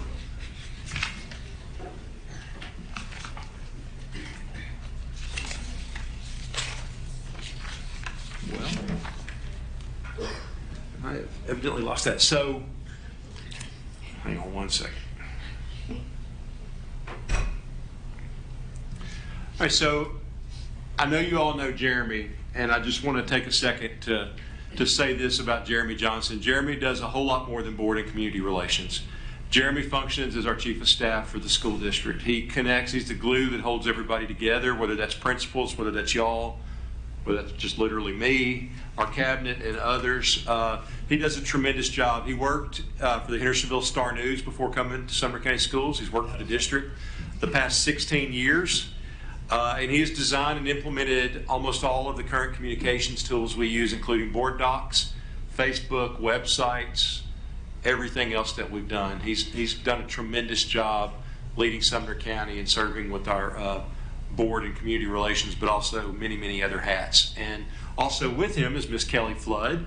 She graduated from Western Kentucky University with a double major in broadcast journalism and PR with a minor in marketing. She began her career as a reporter, anchor, and producer for the ABC affiliate in Bowling Green, where she won an Associated Press Award. After leaving TV news, she was hired as the broadcast manager for the Nashville Predators and Bridgestone Arena. Her passion for her current role is deeply rooted in her family ties to education. She's the proud daughter of a retired teacher. Her mother-in-law is a teacher, and she married a teacher turned principal in Sumner County Schools. And most importantly, all three of her children attend Sumner County Schools. And if you know anything about Kelly, you know that she relentlessly and positively promotes everything we do as a school system. And I'm going to turn it over to Jeremy. Hello, everybody. So I kind of feel like I said, like long-time listener, first-time caller, because I think this is the first time I'm actually up over here. So we are the communications department. This is Kelly. I'm Jeremy, and we're a two-man shop. We do a lot of different things. We kind of go through it. You know, we have 2 national awards. Kelly has both of them. I'm just sort of here for posterity. You know, one of the things she asked me a couple years ago was she said, hey, can I join NSPRA, which is the National School Public Relations Association? And I said, sure, that sounds like a great thing. We'll get out there, we'll get trained. Well, she's won 2 awards in the 2 years she's been in NSPRA. And, you know, and part of that is because of all the cool things we're doing in the school system, but most of that is because of the skill and the ability that she can produce these stories. We can produce stories that are national TV level, high quality stories because we have Kelly. And that's one of the things that we started. When we started doing this a couple of years ago, we had people out in the schools all the time saying, you know, you guys hear the frustration about everybody always wants to talk about the negative. All you ever get out of national media coverage, Nashville only comes down here when something bad has happened. And so we thought, well, we're going to start telling the stories ourselves. We're going to work on putting content out on the website, putting content on our Facebook page, because we've got a lot of cool things that are going on in Sumner County. And we've got a lot of cool programs, a lot of things that teachers are doing that we wanted people to be able to see. And, you know, we said, okay, we want to do that. And we added Kelly's position. We were blessed in the fact that Kelly applied, and we saw her. You know, I remember getting a resume and walking into Dr. Phillips and saying, hey, I think I found her person. You know, she's got the background in it, but she's also a school person. She's married to a principal. She's got kids here. She's got the buy-in that we're looking for. And that's where both of us are. I'm the son of a 5th grade teacher for 30 years. You know, I believe strongly in public education. I think what we do out in the schools every day is the most important thing happening in this county every single day. And we get the fun job of getting to talk about that, of getting to go out and show the stories and be in those classrooms and see those things and know about them. And so it's a really rewarding and exciting thing for us to do. So what we do, in addition to public relations, is we do crisis communications, which is something that I spend a good chunk of my time dealing with, talking through with principals. You know, we try to be as fast as we can with parents, but we also try to be as accurate as we can with parents. You know, when we have something where there's a threat rumor or something that we're working on, you know, we have to know what we're communicating to parents first. And so we try to be fast, but most importantly, we try to be accurate. We also do social media management, internal communications, media relations, content creation, event planning and promotion, family engagement, brand management, community relations and outreach, website management. We do a little bit of in-house graphic design. We do multimedia production. We write and edit all our own stuff. Everybody over here will tell you my disdain for AI, and they'll say, hey, why don't we run that through AI? And I say, why don't you slap me in the face? Why don't we do that? So we write and edit all our own stuff. We do Facebook collection. We do some an analytics on, we talk about all the time in our meetings is, are we getting to parents on Facebook? Are we reaching? That's our target audience, right? Is we want parents, we want the community to see it, but we want parents to see it, right? We want them to be proud of their schools and what they're doing. And then we work on all kinds of special projects, graduation, Sumner Ready. We do employee recognitions. We get to tell our story. And, that's the most important thing that we do in the communications department is we tell our story. We tell people the good things that are going on in our schools. And so Kelly's going to take us through some of the things that we've done that we're proud of, some of the things that we'd like you guys to see, and some of the examples of kind of how we work and what we do. Okay, so why we do what we do. So in this picture is Kristen Lazenby, and she is a speech pathologist in the district, and that is her student, Jackson. And Jackson is nonverbal, so he uses a communication tool to communicate with others. And these communication tools are $5,000 to $25,000 a piece. And so Jackson's mom, who is a Sumner County Schools teacher, was planning to buy him one, but they had some unexpected medical bills and they were not able to. So Kristen took it upon herself to apply for a federal grant, and she won it. So she beat out everybody in the nation to win this grant so that Jackson could have this communication tool. And so we were really excited for Kristen, we were really excited for Jackson, and so we asked for permission to take this story to the news. And so Nikhil Smith from Channel 2 did a piece on it, and it was shown in the Nashville area, and somebody in Nashville said, hey, I want to do that for another student in Sumner County Schools. And so they bought a student at Portland East a communication tool. And so I did a Facebook post on that child, and another donor came forward and said, I want to keep this going. So they bought and paid for a communication device for this Gallatin High School student. Did another Facebook post on this donation, and that brought another one for a student at HB Williams.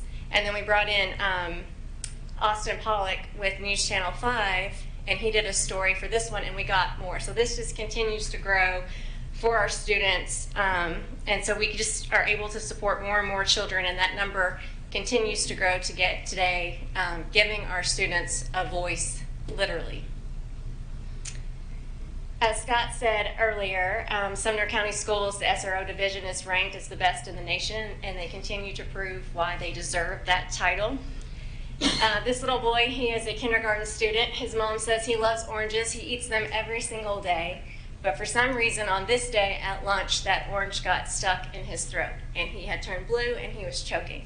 And his SRO noticed, and she came over and gave him the Heimlich maneuver and saved his life. And so we love to share these types of stories, so it helps the community understand why we need SROs in our schools, because they are such a vital asset to us. You probably heard the name Linton Beck. Linton Beck was a 16-year-old student at Station Camp High School who went into cardiac arrest in chemistry class. He had no known health conditions at this time. Our school nurse, our SET team members sprang into action to save his life. When people see this story, it leads us to more safety personnel and tools being put into our place or put into our schools. The story made state and national lawmakers take notice and then action. Governor Bill Lee signed the Smart Heart Act into law this past May, which requires AEDs in schools and establishes response protocols for cardiac-related medical emergencies. And so we actually already had all of that in place, thanks to our health services team and Lisa Heron. We actually had 5 AEDs at Station Camp High School because the campus is so large. Because if you're out on the football field, you don't have time to run back into the school, and what if the school is locked? And so those are strategically placed. And like Scott mentioned earlier, we've saved 5 students' lives, so very important. And of course, Holly Thompson from Channel 4 came out and did the story. Channel 5 also came out. And so we appreciate their coverage of the good things that go on in our schools. From 1922 to 1970, there was an all-black high school in Gallatin, Tennessee. Alumni from the school have made it their mission to ensure their stories from desegregation are never forgotten. This story is very special to the Gallatin community. It reminds us of our past by focusing on our future and inspiring the next generation. this is usually done during basketball season, and you can see like in that first picture up top that we take those students into the Shalom Zone, which is the old Union High School, and they're able to see everything is still back in the past. And so this game was actually, they moved it to football this year, and the game was supposed to take place this past Friday, but due to the weather, they pushed it to October. But Channel 5 is going to be there to cover this amazing story. So last year we had 3 students get their private pilot license, 2 at Portland High School and 1 at Liberty Creek High School. And so we had Sky 5 come out and follow one of our pilots, and it was really neat because they followed her everywhere over the mid-state, and they even had her come back, land, take off again so they could get different angles and footage. But I love this story because it shows that you have the opportunity to explore a plethora of options to determine what your future holds. We are #1 in CTE certified pathways, and this is just an amazing program that if the kid next to you in class is doing this, so can you. Channel 2 also came out and did this story as well, but we have incredible raw footage of this day. Back to our SROs, you know, when they won the top honor as best in the nation, sometimes you got to do a little bit of creativity to get the media to come out, cover a story. They don't want to just come out and see somebody get handed an award. And so last year we had them do the little pictures that, you know, parents and kids do. And so it showcased their personality, and it was neat to see them relax and have fun with our students and school staff. And once again, our lawmakers seeing these stories provides more support and funding for our schools. All 4 Nashville stations actually picked up this story and ran it without me even saying a word. They pulled it right off of our Facebook page. So that was pretty cool. And then of course we love to see all the positive comments that it received. If you see that first comment, that is from a current board member, Megan Brenning. Thank you for your positivity. And so those actually go a long way with teachers feeling, you know, and staff feeling respected and appreciated and grateful. And so we greatly appreciate all the positivity that we receive on there. And then this is an email that I actually received from a lead educator my first year working here. And I get a few of these every year, so it doesn't take me off guard like it used to. But when I first received this email, it really kind of, you know, hit my heart a little bit. And she said it is such a boost of encouragement for teachers when they are recognized for the remarkable work they are doing every day for students. It is also such a fantastic way for parents and community members to get a glimpse inside our schools. It blesses my heart that you're working to shine a positive light on schools in a time where positivity tends to take a backseat to the noise of the world. So, you know, all of this positive coverage does affect, you know, our staff, and it's just great for retention and morale boost that they are showcased and recognized for what they are doing, because I go into all 53 schools multiple times a year, and I really don't think anybody does what we do in Sumner County. And before I click the next slide, it's the CBS Evening News, because as soon as I click it, the video is going to play. But I wanted to explain first, as far as my role in this, you'll notice when we watch this video that you see my name in the top left corner in Sumner County Schools, and then you see it on the right side of the video toward the end. And that's because I shot and edited the footage myself. CBS Evening News actually never stepped foot in Sumner County. And so sometimes when you want the attention, you got to do the work. And so that's what happened with that clip. I was also the liaison between our students, our amazing teacher, Mr. Wilkins, and CBS News. This video was also showcased on CBS This Morning with Gail King. But what I really love about this story is that these students truly changed the news industry, and I'm going to tell you why after we watch it. Finally tonight, attending a new school can be difficult for anyone. But for one teenager in Tennessee, walking into his new school completely changed his life. Here's CBS's David Begnaud. Meet 15-year-old Sergio Peralta. He's the new kid at school, and he started the year with a secret. In the first days of school, I honestly felt like hiding my arm in my sleeve. Like, nobody will ever find out, you know? Like, I would, like, flex this joint. You see, Sergio was born with a hand that didn't fully form. So a teacher at the Hendersonville High School engineering program found out, and he told him, my students might be able to help you. And that's when 3 of them did something special. Well, they ended up offering me, like, we could build you a prosthetic hand, and I never expected it. Like, never in a million years I expected it.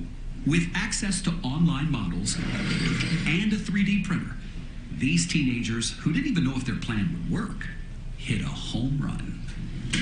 When I caught it the first time, everyone started freaking out because, like, it's the first time I caught a ball in my right hand in 15 years. Look, school can be cruel, but these kids, they did the coolest and the kindest thing. They changed my life, you know. For their newest peer. David Begno, CBS News. So I still stay in contact with the CBS producer about future stories. And the last time that we spoke, she said, I thought that you should know that the higher-ups wanted to eliminate features altogether because they don't get the clicks that controversial stories do. And she said, we used this as an example that is false. Because if you go to David McNaugh's, this is a screenshot, he's the lead correspondent for CBS News. He is the gentleman that voiced it and wrote the script. And on his personal Facebook page alone, it had 300,000 likes, 6,000 comments, and almost 4 million views. And so that did not count, you know, in consideration all of CBS's social media platforms and their sister companies. And so they actually use this as an example as why you do positive stories, because there are people in the world that still want to hear about the good. And so while we are super proud of that, the thing that we're most proud of is how we've been able to show our community how great our schools are. And this story, you know, of course, took off and went everywhere. I mean, this isn't even an eighth of the publications that picked it up. The best day was when we were on Yahoo News and we were our own competition, our People magazine story against our CBS Evening News story. And then, of course, Drew Barrymore called and wanted to do the story as well. She actually, a producer called me last week. Apparently, Diplo is a Hendersonville High School graduate. I'm not from here, so I did not know that he attended Hendersonville High School. But they wanted to do a story. He's going to appear on their show here in a couple weeks, and they wanted a few things from us. But I can confirm he graduated in 1997 and was a member of Chorus, so he did attend Hendersonville High School. This is just a screenshot of the BBC News, their coverage, their social media coverage, and the Washington Post. And then Nickelodeon called. And regardless of what you might hear, I did not put extra glue in one of the slime buckets. I'm not going to name any names, but this was a really fun way to announce the news, and we had such good troopers. Dr. Langford let us slime him, Frankie Skinner, our Director of Instruction, Hendersonville High School SRO, Deputy St. John's, Mary Beth Allen, Hendersonville High School Assistant Principal, and then, of course, our globally recognized teacher, Mr. Jeff Wilkins, who is amazing. All 3 of my kids actually do his robotics camps, and they've done it every year, way before I even really knew him, and they just love him. He's a great, amazing teacher. My son actually convinced Jeremy's son to do it with him, so Jeremy's son was with my kids this summer at camp. But they were amazing to work with. They took 2 days to come down and film, 1 day in November, and then another time after the work was complete in January to get the finished product. But they ate lunch with our students. They talked about what do you want to do and how you're going to get there. They talked about their journey and how they ended up in the field that they ended up into, which was interesting, especially from the Nickelodeon host. Tejas was his name. He's actually a social media influencer. He's the guy there with the spotlight on him and the white sweater. And it was just really interesting to see how he became a social influencer, because that was not the path that he wanted to take. But that's who Nickelodeon hires, and a lot of networks are hiring to be their hosts now, are these influencers, because they already have a built-in audience. And so, but they were great, amazing to work with. It was more than 20 people to do the filming each time, and they all flew in from different parts of the world. And the gentleman in the back row with the black jacket is actually a supervisor from New York City who came down to see everything on the second time. Community partners are very important to us. We work with them all the time. They help bring financial relief to the school system. I'm going to highlight, while we have several community partners that we work with, Meta is by far one of the ones that donates the most to us. They sponsor education grants every year, and some of those grants can go up to $50,000 per school or per teacher, depending on who wins. And I was at Oakmont Elementary the week before last, and they had this whole new setup in their school where they had this chicken coop, and they had these chickens, and they had all the food and the whole process. And the principal, Bryant Brewer, was telling me that that was all possible because of the Meta Education Grant, or they would not have had that. And so it's amazing to see what our teachers are doing with the grants. Meta, we are also, this is the first time in Sumner County Schools history that we hosted the middle school robotics tournament last year.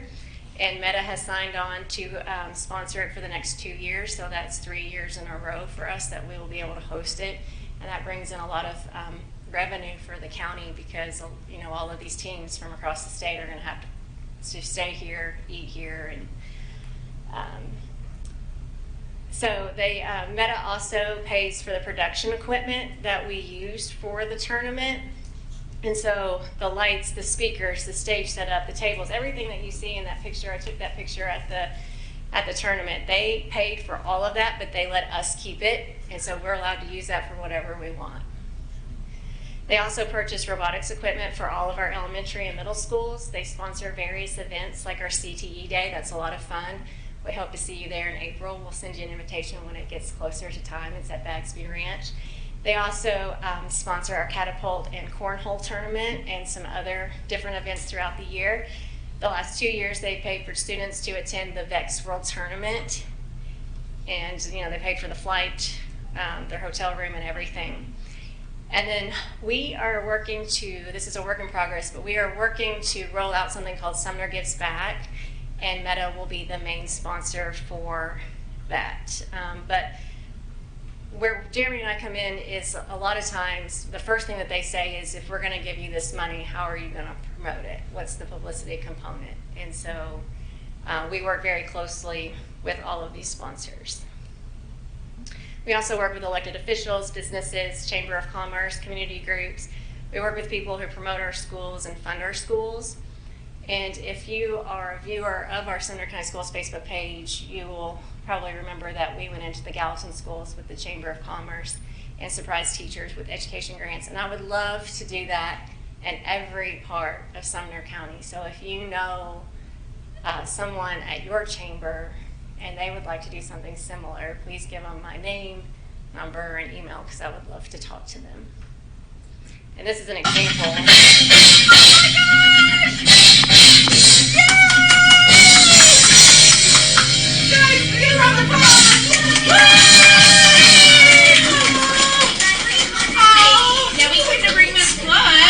There's a lot of cheers on that day, some tears, and so it's one of my favorite days, honestly. It's just a lot of fun to surprise them, because they don't know we're coming, and it's always a different day every year. And coming soon, we are working on several new exciting projects. One of those is the district website. We are completely revamping the whole thing. So it's not even, there will be no similarities with the new website and the old one. And we are also redoing all 53 schools' websites. So that has been quite the undertaking, but we're going to unveil that in the very near future. We are also working to streamline communication by adding a district app and some new messaging systems. So stay tuned for that. Working on that? thanks, guys. We love being able to tell the stories of the schools. And, we have fun doing this. We love what we do, and we really appreciate you guys listening to us. So, thanks so much. Ms. Hayes? Yes, thank you, Chairman. Daniels, the best hire you've ever made. I know, best hire we ever made. Is Kelly Flood. That's right. Awesome, incredible. And we got to make sure we are paying her enough to retain her. Yeah, we Since now she is internationally known, especially by CBS. So we don't want to lose you. Great job. Absolutely. I mean, wonderful. Thank you. Ms. Brennan? I want to say, as a parent, for the last few years, I've noticed such a difference in the way that you're using social media. And far too often, we use social media to tear each other down, and nothing on the Sumner County Schools page ever does that. It's just a light and a beacon, and it lifts up our students and our teachers and our community. So I just want to thank you for that. Mr. Lancaster? Yeah, for the, I guess the new board members, you probably have Jeremy's number in your phone. You probably need to get Kelly's as well, because I know several times we will get invited to different events at schools, and the first thing I usually ask is like, well, did you reach out to Kelly Flood? And now they're starting to know more, but there's been times when they're like, I didn't know I was supposed to, and I was like, well, I mean, I guess you are supposed to, but there's been times where I was like, hey Kelly, the National Opera is coming to do a show at this elementary school at 2:00 in the afternoon, and it was like 11 o'clock, and she's like, well, I'll try to get there, and sure enough, she got there. So it's just good to promote your schools and your teachers and stuff like that, and she's great to work with, so thank you. And Jeremy's just okay. Tell Snow Days come along. You didn't know she's also one of the greatest pranksters. My first year up here. She stole my ID badge and put it in the snack machine. I had to spend $4 to get my badge back. That vending machine guy was very upset with me. He left his keys in the vending machine. It was fun. Thank you guys very much. Appreciate it. Thank you. All right, next up we have Ms. Skinner, Ms. Frankie Skinner. Frankie grew up in Sumner County, graduated from Hendersonville High School. She attended Murray State, has a bachelor's degree in elementary education, a master's in educational leadership with an instructional coaching certificate from Lipscomb, and she is currently a little bit over halfway done with her doctorate at Lipscomb in leading organizations and strategic change. Before taking over as director of instruction, Frankie served as a teacher for 17 years in elementary and middle school, serving in Kentucky, Sevier County, Walton Ferry Elementary School, and Bethpage Elementary. While she was a teacher at Bethpage, the school achieved Blue Ribbon status. Merrill Hyde is the only other Sumner County school that's ever achieved Blue Ribbon status. Twice. Yes, Bethpage did it twice. Twice. Frankie also served as a lead educator, and elementary coordinator, and as supervisor of federal programs. As supervisor of federal programs, over half of our Title I schools achieved state reward school status, and she's nationally recognized as a foundational literacy expert and literacy expert. And in addition to that is our director of instruction, and she's going to share vision for Sumner County Schools instruction. Thank you, Dr. Langford. And after hearing Kelly's presentation, I'm like, I might want to go do what Kelly does all day. It was fun. All right, I'm going to start with a quote because I think the why behind the reason you do things is important. So it says all organizations start with a why, but only the great ones keep their why clear year after year. And I think Sumner County Schools is a really good example of an organization that does that. So what is our why? This is it. It's to serve all of our students in preparation for their next steps. So everything we do, think about, touch, decisions we make, we always have students at the center. And I want to share two stories with you. So this is from my teacher hat before I move into the data piece of the presentation. So my last year of teaching before I became an instructional coach, my third graders graduated 2 years ago. And in that graduating class, I had a valedictorian at Beach High School, a valedictorian at Gallatin High School, and a salutatorian at Westmoreland High School. So exciting for me and all the teachers that touch them at Bethpage. But I tell that story about them because I think there's visible impact and then there's invisible impact. And these young boys and girls were an example of visible impact. So one of my favorite stories about Jacob, third grader, we were reviewing tests and a good majority of my kids missed a question. And so I said to them, I need somebody to be super brave here. Not a lot of you got this right. I need to know why you chose the answer you chose. If someone could just speak up and tell me that. So Jacob, well, Miss Skinner, here was the question. They had to pick a correct website for validity of a source. So the answer was, that was a Nashville site. So the answer was Fun in the City, Nashville.com. But there was a choice on there for .org that had nothing to do with Nashville. So he raises his hand and he said, well, you said that .org is always more reliable. And I was like, I did. I said that. But you have to look at the whole picture. So I share that story because he's a thinker at 8 years old, right? And willing to have a dialect or conversation with adults to help him learn better. The second story, same class, his name was Daniel. This is years later. He's working at Four-Way Muffler, which is right before you leave Gallatin. This doesn't even involve me. My mother-in-law stopped to get her some work done. And he worked on her car, and she wrote a check for the services. And he said, oh, Miss Skinner, do you know Miss Skinner? And he's a kid, so she's like, you mean Miss Skinner from Bethpage, like a teacher? And he was like, yes. She's like, yes, that's my daughter-in-law. And he said, I need you to tell her something. He said, I struggled in school. It was hard for me. He's like, she was always patient and kind. I'm not bragging on myself. That's the invisible impact that a lot of teachers don't get to see. So two stories, and teachers have a million of these.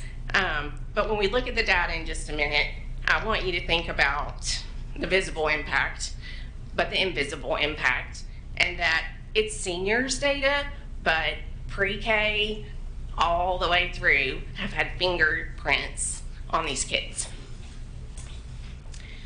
So this is what I love. Sumner County Schools develops better people to make a better world.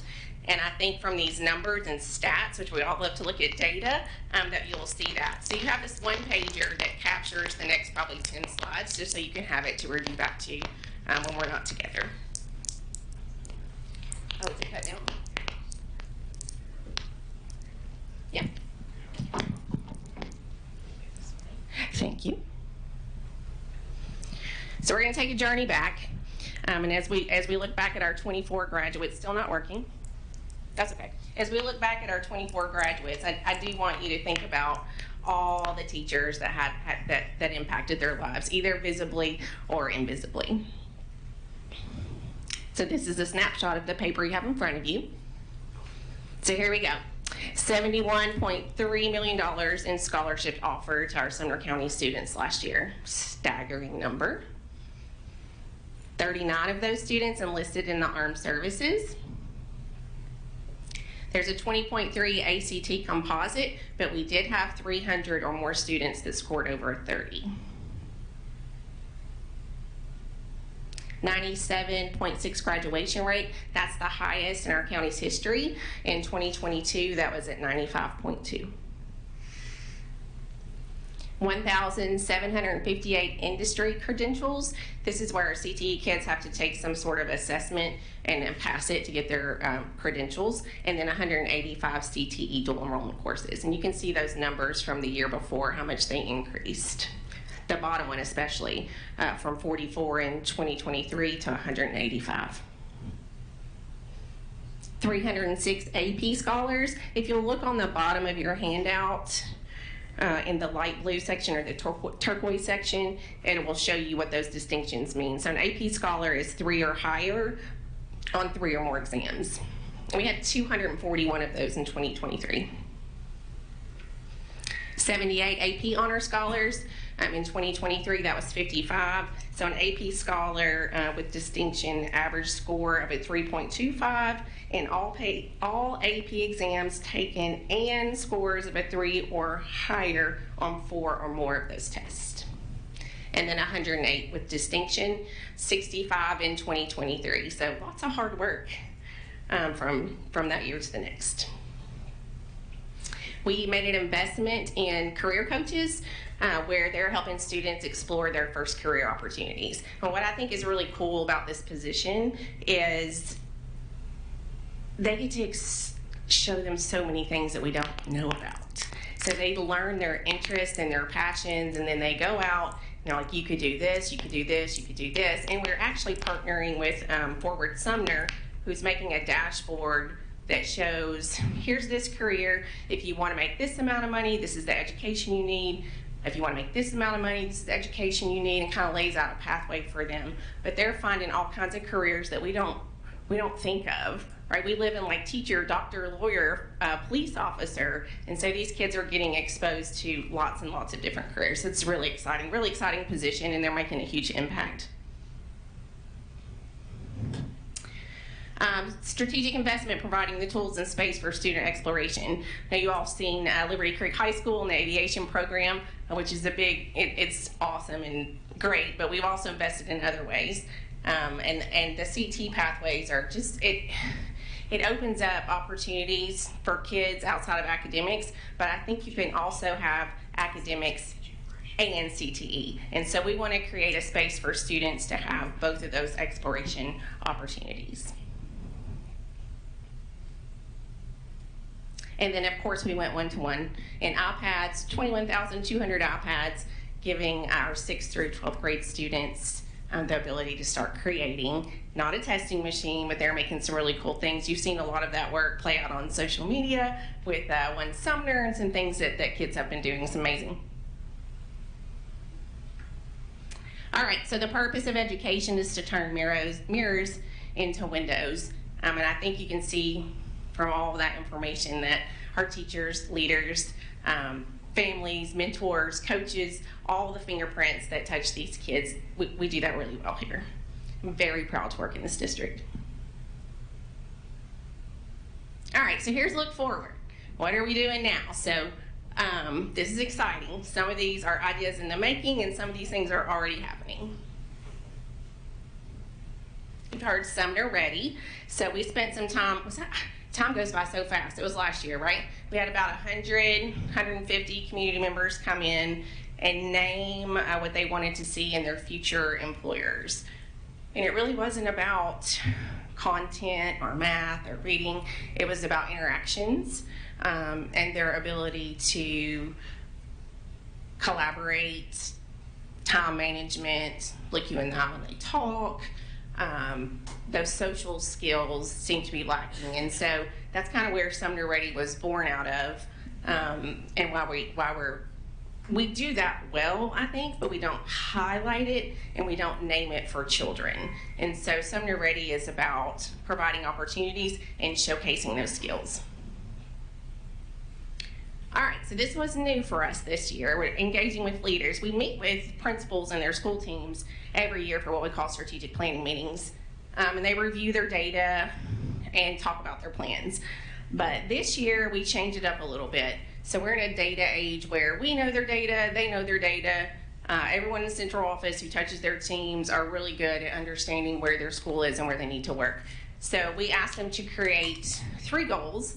ABC, an academic goal, a behavior goal, and a culture goal. Because behavior and culture, we all know, touch academics and impact the way a student can achieve.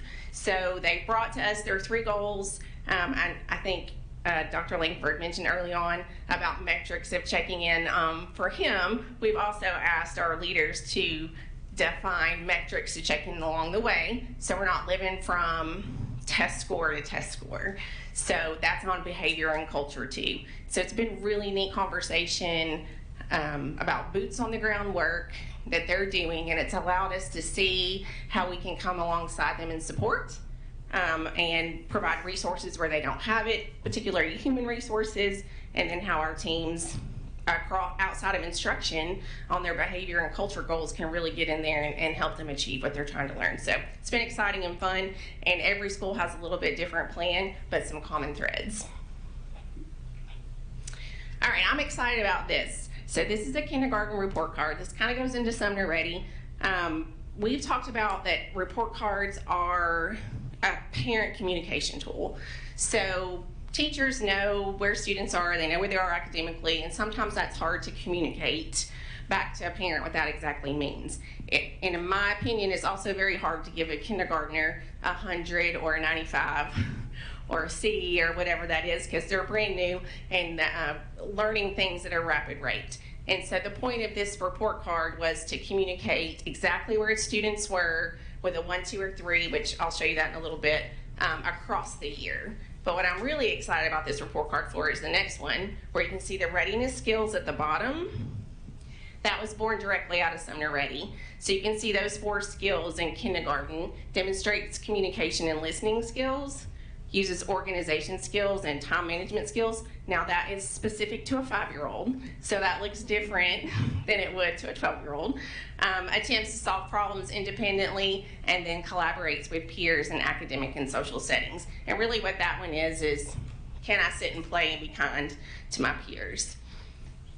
So that's different from talking too much or those kinds of things that we've seen in the past. And it really builds in the skill. Parents can see what they need to be socially successful in a kindergarten classroom. They'll also get a page like this that tells them exactly what that means. So this is about the first one, demonstrates communication and listening skills. So that first box is a 1, the second box is a 2, and the third box is a 3. So they can kind of see, okay, this is the area that we need to work more in. This is new this year. It'll go out for the first time in a couple weeks. And so we're excited to get feedback from parents on readability. Is it understandable? Do you know what you need to work on at home with your children? All right, Sumner Reads. This is also a new initiative. So this is a fluency initiative for 1st through 3rd graders. It will start with kindergarten in January, but this is an opt-in initiative. So we send home stories on Monday with 1st through 3rd graders that align with whatever they're learning and reading in Tier 1 instruction in the classroom. And the goal is for them to practice reading with their family member, mom, dad, brother. They can read to the dog, whatever they need to do. But when they come back on Friday, they can read the story independently. And so schools have created incentives for this, and it looks different across the district. And it's not punitive. So if a student doesn't do it, it's perfectly okay. We're trying to build partnerships with families to get them involved in reading. So we're really excited about this initiative. The next slide is going to show you some pictures that they're sending in as they're practicing these fluency passages. I think I can just click it. This one on the right is going to be a video. This is going to make you smile. Okay. Pet cats. Tam and Meg got cats. The cats can fit on the bed, said Tam. The cats can sit on top of the cot, said Meg. Tam pets the cats. Meg pets the cats. The cats nap. Good job. That's a 1st grader. So a visible or an invisible impact about this initiative. So this is a story that I was told from another person, so I didn't witness it, but I still love to hear the stories. Teacher was at a hair salon getting her hair done, and the hairdresser gets a phone call, somebody from home, and she's talking about, you gotta do this, you gotta do this, you gotta do this. Oh, don't forget the fluency story that my daughter needs to read tonight. So she's giving directions on how to do that. So she hung up the phone, and the teacher was like, oh, I'm so glad you're doing that. Like, that's such awesome work. She was like, I know. I didn't even realize how much help she needed, but I just love the stories. And so that was a family connection and an invisible impact, right, that I wouldn't have known about unless someone told me that story. But I think that happens all the time in the things that we do for our kids. All right, Course Mojo. This is a middle school initiative. where it is a program that takes our curriculum and embeds it. It's artificial intelligence, so it embeds it into the artificial intelligence, but it's our materials. And what it does is scaffold for kids where they are. So if I'm not quite getting a question right, it will back down, point you to page numbers to get you going in the right direction. If I'm getting a question almost right, it prompts you to go higher. What we learned when we were witnessing this is our high achieving students were really frustrated because they were like, I already answered that, but it wanted more. And so it pushes more. Teachers still circulating in the room. She can get to her 5, 6, 7 kids in the time that she has them, but the program is prompting for everyone, so everyone is engaged and working all the time. It was really, really neat to see. There was, they're not waiting for the teacher to come to them because the program is prompting them and engaging in fun. And one of the invisible impacts, again, I keep saying that, but I was talking to the teacher who was doing the lesson. She's a job embedded teacher without an educational background. It's her first year. And she said, I really love this because it's teaching me how to ask better questions. Like as a teacher, it's teaching me how to ask better questions and prompt my students as I'm learning this new role. So I thought that was really neat. So the picture that you're seeing is Dr. Langford there on the floor with 2 middle school boys. He's so excited. He's put his teacher hat on. He's going to sit down and engage with these kids and figure out what they're trying to do and help them answer their questions. And they were like, he asked them, what are you guys doing? They're like, well, we're trying to talk to each other so we can get our question answered. And he was like, well, okay. Like, I'll just kind of sit back and watch for a minute. So he did. He watched them see what they were doing, was kind of peeking over their shoulders. So he gets up. He gets up to walk away. And the gentleman on the left says, hey, mister, can you get my book right there on that desk? Please. He said, please. It was great. He was like, absolutely, I want to get that for you. It's just, kids, they're awesome. He did say please, and he said mister. Professional or soft skills, Sumner Ready skills right there in the making. So it was a fun day. All right. So Sumner Gives Back, which Kelly mentioned earlier. This is an initiative where it's kind of in its infancy stages and we have a lot of ideas around it, but we feel like we invest heavily in our kids emotionally, financially, time, and they get a great education here and some really awesome opportunities. And so we want to build into them to give back and why that's important and give them those experiences where they can feel what it feels like to give back so that when they leave us, when they come back and are Sumner County citizens, they're involved in things like chambers or volunteer events, and it would be important to give back to your community. So this is really in its infancy. This is Rosemont, which is in Gallatin. So part of the CTE program goal is to work with nonprofit and small businesses to provide products and services that are mutually beneficial. So we want to give them real world experiences. So these are in infancy, like I said, but for this particular project, Digital Arts would create flyers for Rosemont to promote it with QR codes. Audio Visual would create the video links for those QR codes, so it would go to a video to tell them information. AutoCAD would they're gonna make blueprints of that structure, real blueprints. Ag's gonna work on landscaping and flowers, and then the machining class is gonna do parking signage. And so giving back to Rosemont and sharing its history with Sumner County community members, that's one way. We have tons of other ideas with like our cosmetology program with haircuts, and we could go on and on and on about the ideas that we have, but not only do we want to do that for CTE, we want to figure out a way to include K-12. So one of the projects that we're thinking about, or not thinking about, I actually think this one's in the works. There's a family in need that needed some bedding. So our construction class is going to build some beds. So we're like, that's awesome. So how do we get other kids connected? And so some of the ideas are for elementary students to interview the kids and see what they're passionate about, so we can get books or sheets or things to go in there that they go with things that they love.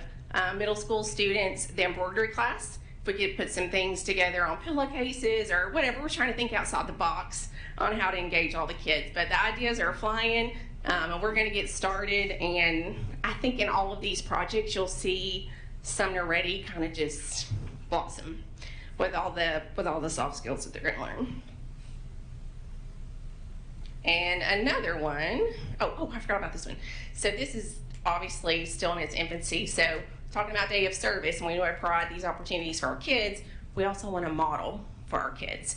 And so we're thinking, this is just an idea right now, which is why the light bulb's there, of having a district service day where central office, school leaders, teachers, like we're all in the community doing something. And I don't know if that's individual projects or a big group project. We haven't thought through it all the way, but if we want to ask our kids to give back, then we want to model giving back as well.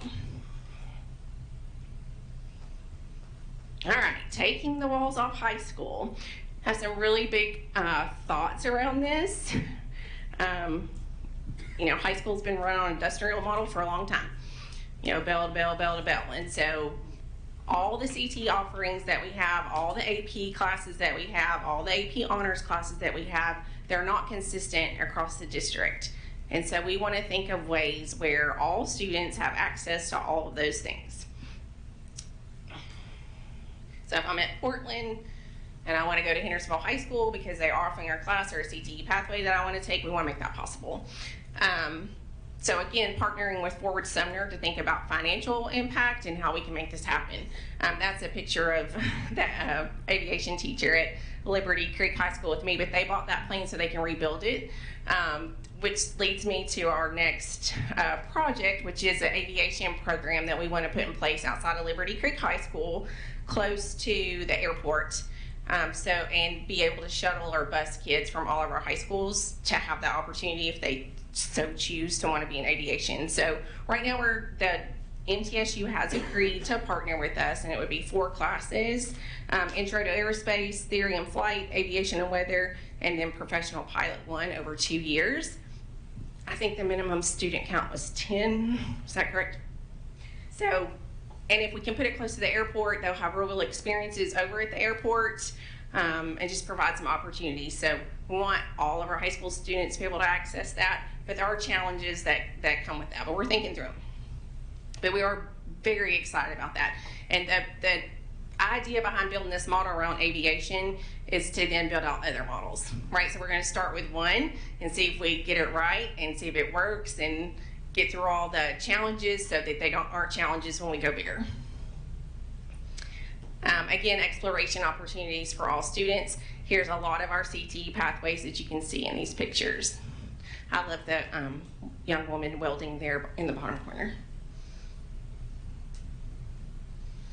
These are our barriers: budget, scheduling, and transportation. So as we work through these things together, we're going to ask that you problem solve with us so that we can figure out how to create these opportunities for all of our students. Our commitment.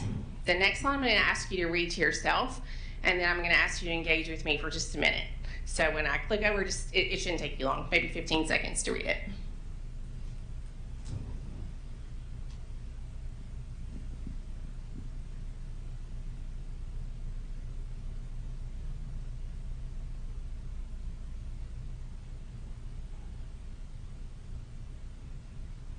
So what I want to ask as you read that quote to yourself, I'm going to ask you to be Jacob Graves and be bold and speak out. So what words stuck out to you when you read that quote? It can be 1 word or 2 words or a sentence, but we're just going to go around the room. What 1 word stuck out to you as you read that to yourself? Ms. Hayes, will you start us? Commitment. Thank you. Ms. Tucker? I was going to say that as well, but... you can say commitment twice. It'll just mean that it's really important. That also kindness and positivity. Mr. Lancaster? Taking all the words, I'll say continue to model as adults, kind of students. The model. You can repeat. It's perfectly fine. Okay. I'll let Mr. Serve. Thank you. Mr. King? Exploration opportunities. I would say exploration opportunities as well.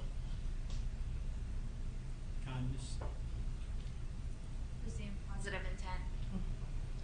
motivating commitment. Thank you.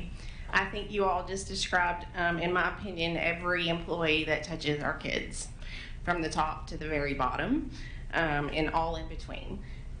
And we are very committed to doing that work. So I'm going to ask you to keep dreaming big and pushing hard for our students. And between now and the next board meeting, I'm going to give you some homework. So this is what your why is and what your commitment as a school board member is. And I'm not going to make you say it out loud, but I am going to check in with you to see what your why is and what your commitment is. And I'll end with this. I had a conversation with Chris Brown earlier before we came down here. We were talking about some tech stuff and how to build from where we are and do some things that we need to do. And he said, we all stand on the shoulders of giants building off each other's work. And I thought, yes, we all do, whether you're a kindergarten teacher or a sophomore English teacher. I just thought that was powerful and wanted to share it. So I'm checking in next board meeting. Are we ready, right? All right.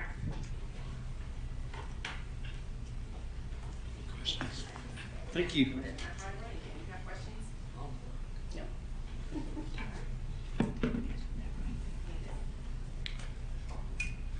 I want to commend our instruction department. They've worked really hard, and for a long time, there's a tremendous amount of legwork that goes into each of those programs and activities. And to see the shift, you know, it's been a long time where we've had to fight the battle between CTE and academics, and there is no difference between CTE and academics. I think Skinner did a great job of emphasizing that. They move hand in hand, and we're seeing that integration with dual enrollment opportunities. And, you know, let me just say this, the work that Ms. Skinner and her team have done, MTSU is partnering with one school district in Tennessee to do aviation, and that's Sumner County. And they're doing that because they see in her team's work the excellence to support something that they want to put their name on.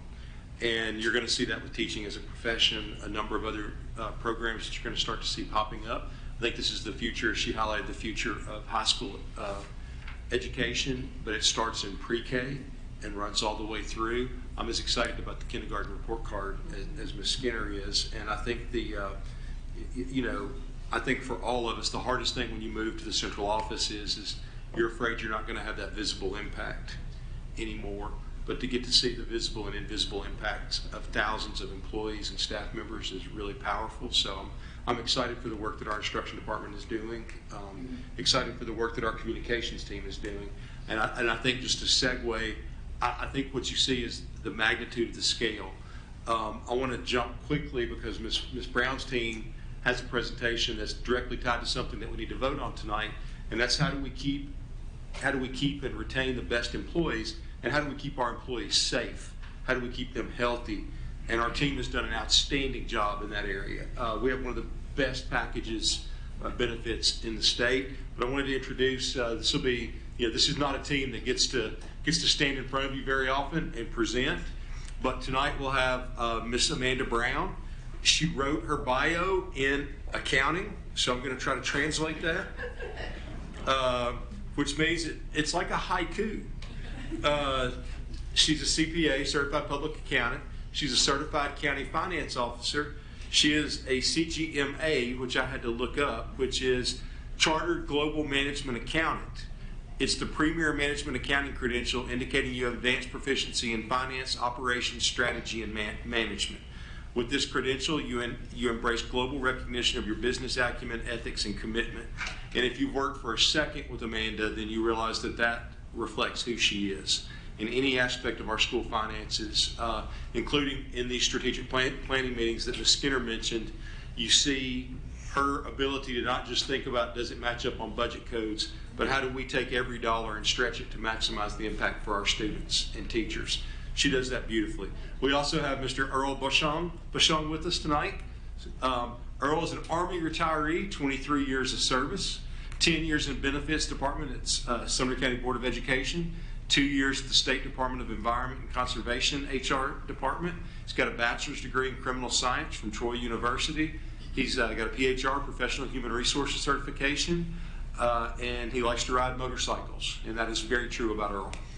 And then we have Jordan McMillan, 1 year with the Board of Education here in Sumner County, 2 years in another school district in Mississippi, 6 years in LifeLink Anesthesia as the Director of Human Resources, 5 First South as First South Financial Credit Union Director of Branch Operations and HR. She has a bachelor's in marketing from UNC Wilmington. She has an MBA in leadership from Freed-Hardeman, and she's from Mississippi and relocated here last year when her husband got a job at Brown. We're very thrilled to have all three of them share with you tonight. So we're going to kind of do a little group presentation. I'm just going to start off and just say I think we probably have some of the best benefits you will see in any employer, in any school system, anywhere around. And we're very proud of that. And those benefits are very intentional. That didn't just happen. It just wasn't just always that way. And we've worked really hard, collaboratively, can I say that word? Over the past, 12, 13 years to get to this point. And so it's really exciting to kind of share some of those things with you. And I'm going to turn it over to Earl. Just to echo what Amanda said, you should all give yourself a round of applause. Under your guidance and the leadership of Dr. Langford, Mrs. Skinner, Amanda, and Mr. Ott, you have, and countless other department supervisors and employees that work for the Board of Education, you have made the Board of Education, Sumner County, a crown jewel in the state. One way you've done that is you've offered a comprehensive, competitive, and affordable benefit package to the employees. And that is one of the biggest, and I'm sure Mr. Ott will echo this, is one of the biggest recruiting tools that we have in bringing in talent.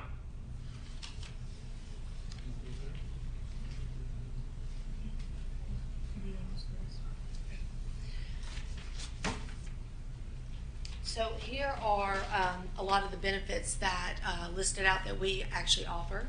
You'll see we offer medical insurance, and we looked it up today. A little over 73% of our employees actually participate in medical insurance. And I'd also like to note a large percentage of those actually participate in family coverage. And one of the things that sets us apart from other districts, there's some other districts that pay nothing for family coverage and will only pay some for an employee.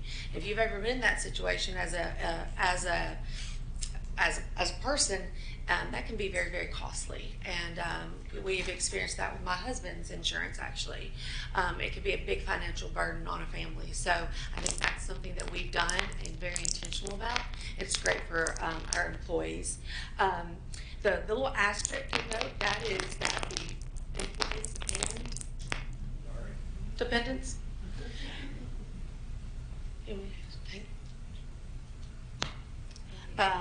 that employees and dependents can participate. So obviously we offer medical coverage for those dependents. Dental also, board paid life insurance. So that's paid by the school board, no cost to the employee. Same thing with long-term disability. That's a newer benefit that we added within the last few years. I need to look it up. Time kind of goes by quickly.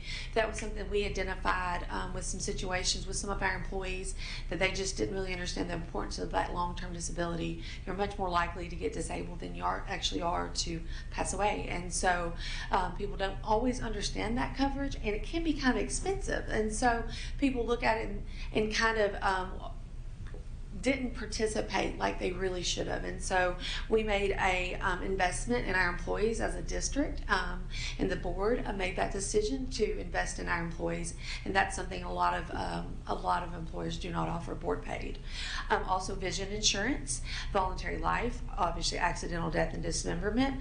These are all optional. You're not required to take anything, but if you are employed 3 years, I am going to give you long-term disability, and so I'm going to give you that. In critical illness, we also offer health savings accounts for our CDHP, which is high deductible plans. We also have flex spending accounts, supplemental retirement, sick leave bank, and also I think one of the really cool things that we offer, and Earl's going to talk more about that, is our Sumner Health one-to-one on-site clinics.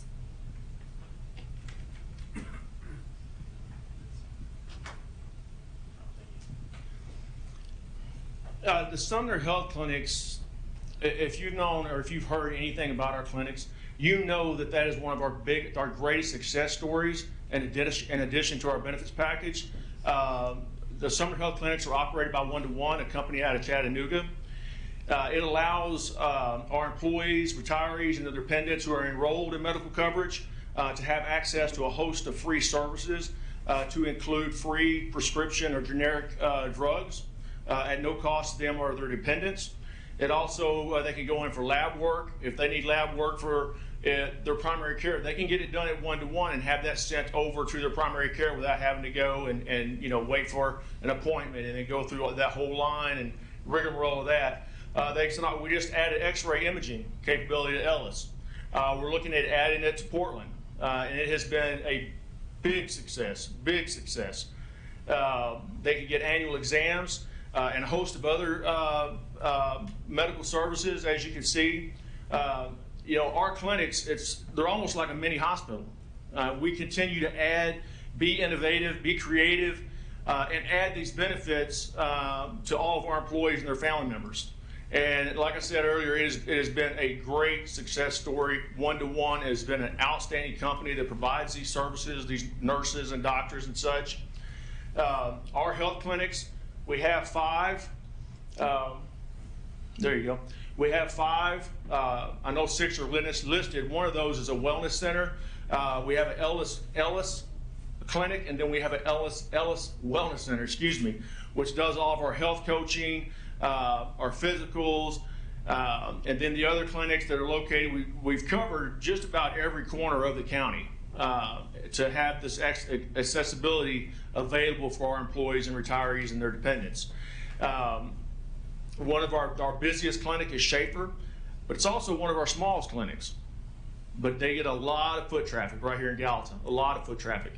Ellis, if you get a chance, I would recommend you go to Ellis and just tour the clinic.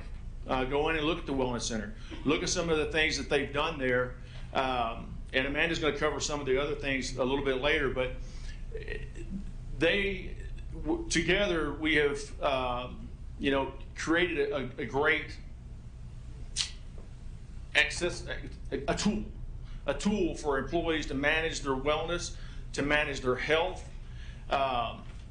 It's just been a great tool for the employees, and it's one of the biggest compliments that employees and family members and retirees have emailed me and have called me saying it's the greatest thing that we've done as far as adding that to our benefits package. Some of the other things that sets us apart, additional perks, we have Healthcare Blue Book.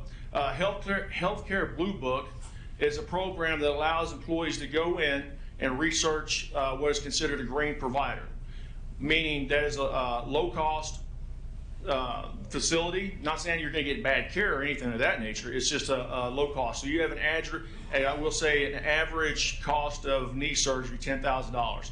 Skyline will charge you $10,000. Vanderbilt will charge you $5,000 for the same operation. So this gives them a tool to go in and be proactive and research their, what's available to them. And if it just so happens that they choose a green provider, they will get an incentive in return. They will get, a check, or in this case, it's a card that pays them for using a green provider. Because what that does in return saves the plan money, because they're choosing, that provider, which is charging lower cost. The other thing we just added, which is very exciting, is Aware Health. We're adding that to our clinics. It's virtual physical therapy with 2 on-site physical therapists that are going to be traveling around the county. We did a pilot program for 4 months. Huge success, huge success. The amount of comments and the positive feedback that we received from employees that were participating in this pilot program was incredible. And this is very important because MSK, musculoskeletal, is one of the 3rd highest impact or cost impacting our plan. So by adding this virtual therapy on here, it's going to be a big deal. It's going to be a big deal for our medical plan. We also have the employee assistance program.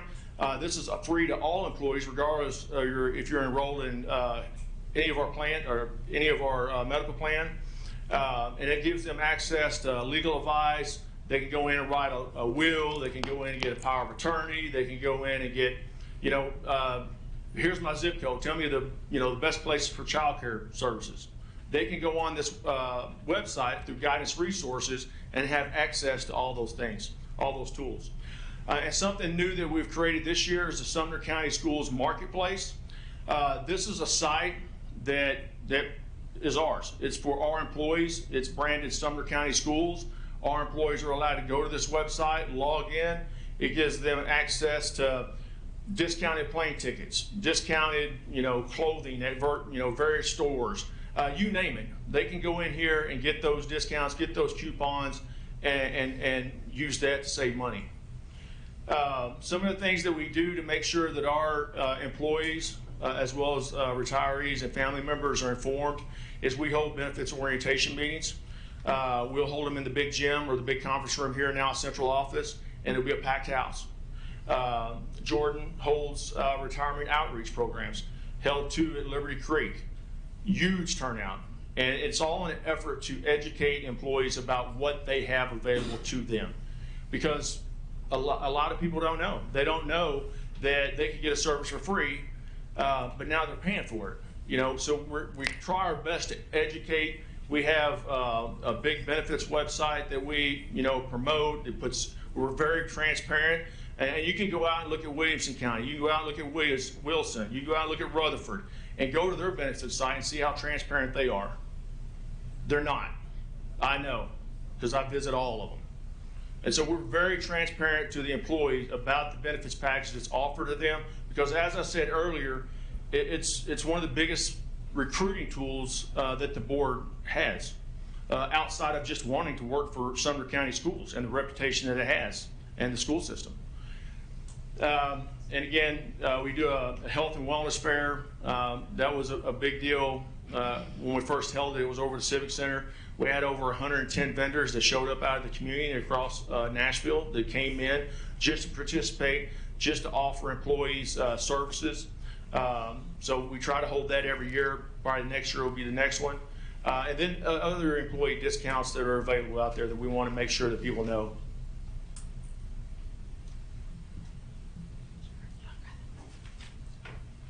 So the next slide is just kind of listing some of the stuff we already talked about, but I do want to give everybody a little bit of history lesson. Unfortunately, now me and JJ are the old folks around here. We've been here a long time. And so when I first started back in 2012, one of the things I was tasked with when I was hired was becoming self-funded for insurance. And so at that time, our classified employees and our certified employees were on drastically different medical plans, and I believe dental plans also. And one was through the state, one was through the county. Those plans not only were different costs to the employees, they also provided different benefits, even different carriers. At that moment in time, classified could use one-to-one. It was a different company at the time, but certified didn't have that. So when 2 employees would talk to each other about their medical benefits, they actually didn't realize how different their medical benefits were, and it was really confusing. Like, why don't you go here? What are you talking about? That's not in network. That's in my network. It was a mess. And so we worked really hard, and in 2014 we became self-funded for medical. And at that time we were very intentional about having all of our employees having the same access and having a comprehensive medical and benefits program for everyone, not just if you're classified or if you're certified, and what benefit you got because of that. And so, and since then we've been self-insured for medical, and it's been going really well, and that gives us a lot of flexibility to make the changes and the decisions that we have, like having one-to-one, offering some of these programs like physical therapy, weight loss management. If we were in the state plan, we wouldn't have that option. They don't care what we say, right? So but we get to make those decisions, and we look at those and we try our hardest to look at, and believe me, we weigh costs, don't we, Scott? Cost is always my first question, but we weigh that with how does this help our employees, and how does this work for them? And so that's always a really important thing that we want to offer our employees. So also, here are just some other things that we kind of do. And I really want to give the benefits team, Earl and Brittany and Dina and Jordan, credit for this. This is stuff that they do. They reach out. I was like, wait a minute, we're having food trucks on whatever random day this summer. Obviously, we had to pay for the food, but the employees had to pay for the food. But just having that convenience, they're always looking for ways to support our employees. They bring vendors in. The vein guy was a really big hit. They have somebody coming in about women going through a later life changes soon. And so there's free mammograms, Costco discounts. And so they are always looking for ways to support our employees. On-site flu shots, maternity classes. And I also wanted to mention one other thing, and I didn't put this in the presentation and I was mad that I didn't. You know, we don't necessarily deal with it, but the fact that we have maternity coverage for our classified employees, that's a really big deal. And that's a huge benefit. It may not be a benefit that the benefits team deals with on a daily basis, but it's a huge benefit that you guys invested in our employees. So I just wanted to point that out.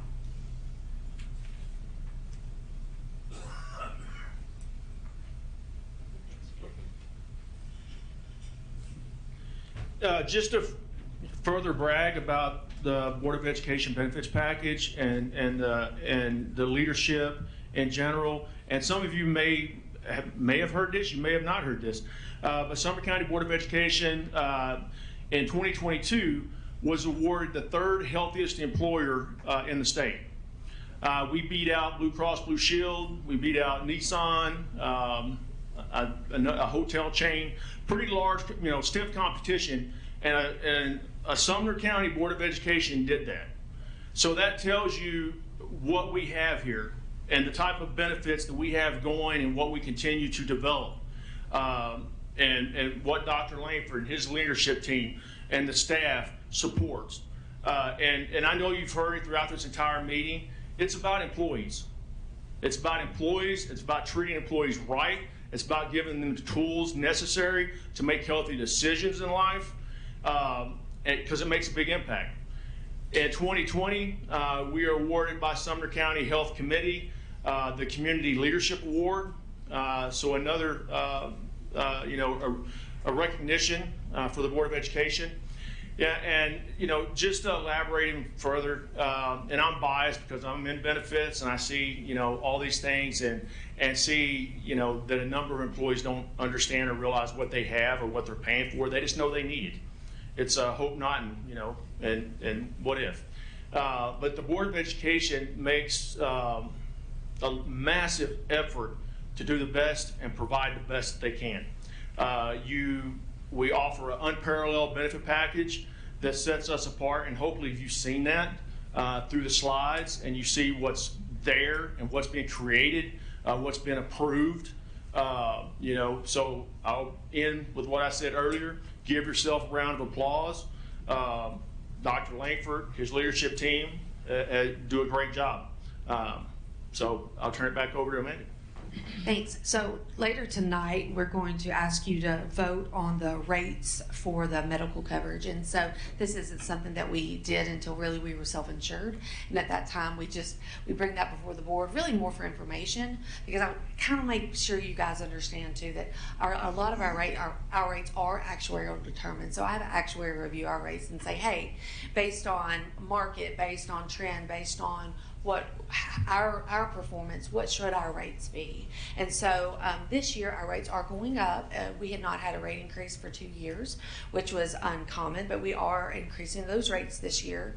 But more importantly, we're proposing that, and something that we're going to, I guess, vote on in a later budget meeting or later board meeting. We're really wanting to talk about having a medical premium holiday in December and January of this year. And so I thought that would align with Christmas really well. And also split the 2 different years. And so even though we are having a rate increase, those premium rate holidays will more than offset those increases for those employees. I did the math really quickly on the most use plan, and those rates rates for the year will go up for the whole year, $360 for the employee. But with the rate holiday, they'll save over $870. So netting that will be a $510 savings for them. We also have an employee benefits committee, and that reviews and goes over all of our benefits. Actually, they talk about our dental. That's always a hot topic. But that committee is made up of classified, certified retirees, and they're strategically from all over the county. So we want a broad spectrum of employees on that. And I think Jordan's up on retirement.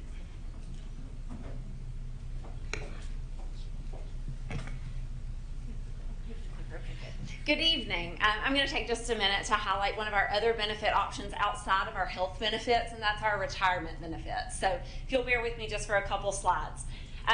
Just going to, again, give an overview, but the state defines our employees a couple different ways. So under our certified employees, so these are your teachers, your licensed employees, they are defined as either legacy or hybrid, and all of that depends on when they became eligible under a TCRS covered employer.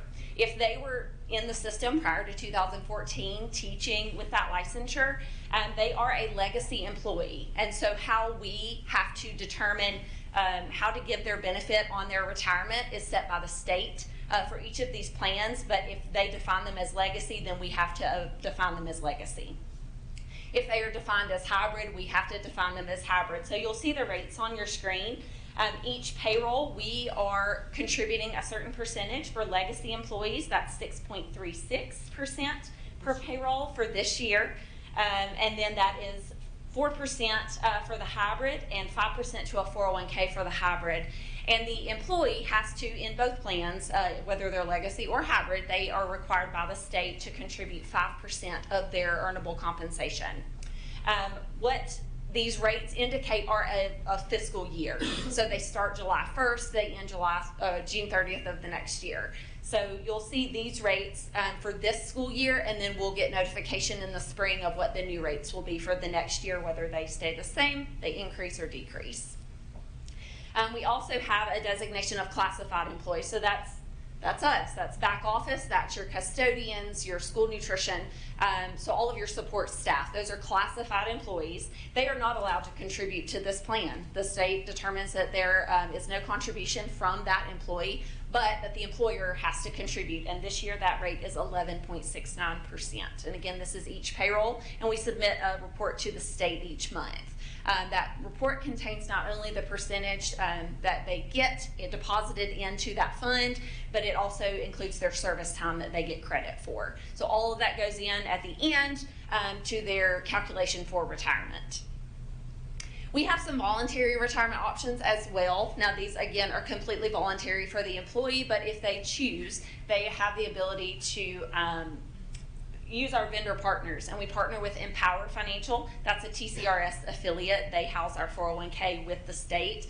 So we have them as well as a vendor partner. So our employees can elect 401ks with them, whether pre-tax or post, that traditional or Roth account. They also, or could choose through Corebridge. You may have heard that name before. It was previously known as VALIC. I think before then they were some TIAA-CREF. So they've changed names several times. They offer 403Bs and 457 accounts as well, pre and post tax, again, up to the employee, and those are determined IRS limits up to what they can deposit in those accounts. That's okay. All right, so that's while they're active employees. That's what is deposited and contributed on their behalf for their benefit. Now, once they are getting to the point of retirement and they're looking at retirement, we have some options if they are eligible. And you as a board set some policies that have requirements that they have to meet in order to be a part of the benefit continuation program. What that means is once they retire, to stay on this rich insurance plan and have the options that our employees, when they're active, have. So they have the option to carry on medical, dental, and vision, and a life insurance board paid policy. There are 3 criteria they must meet in order to carry that on into retirement. They have to meet TCRS's criteria, which is either serving for 20 years and being age 60, or have 30 years of service. So as long as they meet one of those. They fall into one of those categories. The 30 years of service doesn't matter the age. They have to have at least 10 years of service at Sumner County, and the 36 consecutive months leading up to retirement have been enrolled in the plan. So they have to have contributed something to our plan in order to carry it on, and they are able to carry their dependents as well. What they are garnered is 1 year of benefits for every 3 years of service. So for 30 years, that would be 10 years of benefits. So ideally, someone who is 55 could then retire and have 10 years worth of benefits to continue till they hit 65. Our plan does kick off once they are Medicare eligible at 65. The board paid life, the last thing I'll say, is a board paid, no cost to the employee, but they are able to carry that with them, and it is a $35,000 policy. That actually lasts until they're age 70. So even when they're kicked off the medical, dental, vision at 65, they are able to keep that board paid life until age 70. I want to add just one thing about retirement. A couple years ago, maybe 2 or 3, used to classified and certified when they retired, their rates were different. And so we as a board, because the certified through TCRS had a certain percentage that they used to match, then when we became self-insured, we picked that match up. But a few years ago, we combined those, and now our certified and classified retirees both have the same medical rates, which saved our classified employees a lot of money. And also just one other thing that we do have to submit to the state every year to prove that our plan is what's the right term? Equal or superior to the state plan. They won't let us just come off the state plan and have some terrible insurance. They want to make sure that we're making the right decisions and that our plan is equal to or better than the state. So, thank you. Mr. Lancaster, before you ask the question. Probably the same thing. Yeah, we need to extend for an hour. All right, so I'll make that motion. Okay, I've got a motion to extend our meeting past 9 o'clock. I've got a second. Any conversation, comments? No? All right, all in favor say aye. Aye. Opposed? All right. All right, I do have a question real quick because we're voting on this and I know we'll get questions. So you said the most common chosen plan is going to go up an average of $360 per year, right? So yeah, it's $30 a month. Is that a family plan or is that? It is. Okay. I'm about to pull it up. I just got to get my notes in line. So that's yours. Let me look up. Yeah, sorry, that's an old version. Our most used coverage is actually 599 active employees enrolled. Is our wellness P plan. So we have the P plan, the S plan, we have wellness and standard. And so the one that's enrolled the most employees in is that one. I think it's going up $30 a month. And so that's $360 a year. So an average increase, I didn't even mention that, is right at 7.5% this year.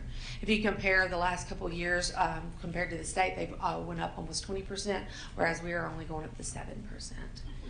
So, and also, the reason we can do that premium rate holiday is because we have really made good financial decisions with our plan, and we continue to perform better than expected. And so, as we save money, we want to give that back to our employees. So that kind of leads into my second question, though, because I think that we'll probably get this question back from some employees. Is one, you're thinking we're doing the holiday December and January, right? Mm-hmm. Okay.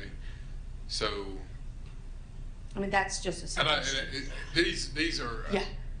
Is this like, I mean, I know my health insurance is always calendar year. Or is it yes, ours is calendar year. So this would all be impacted. So nobody would see anything in their check change for benefits until January, correct? So for the rate, yes. Correct. The rate would increase in January. Okay. December, though, we would not withhold their medical deduction, and so they would see an increase in their pay because their deduction's gone. In January, also, we would not, even though that rate increases, they technically wouldn't see it because we wouldn't. And that's just because we're a self-funded plan and we're seeing savings in the amount of premium. So, for instance, the wellness premium plan goes up $360 over the course of the year. Our employees are going to receive $900, roughly right around $900 that they won't be charged. So it offsets the increase. So it's not affecting their raises. It's actually they're going to receive more than we're taking out. But the reason you do And I think the thing people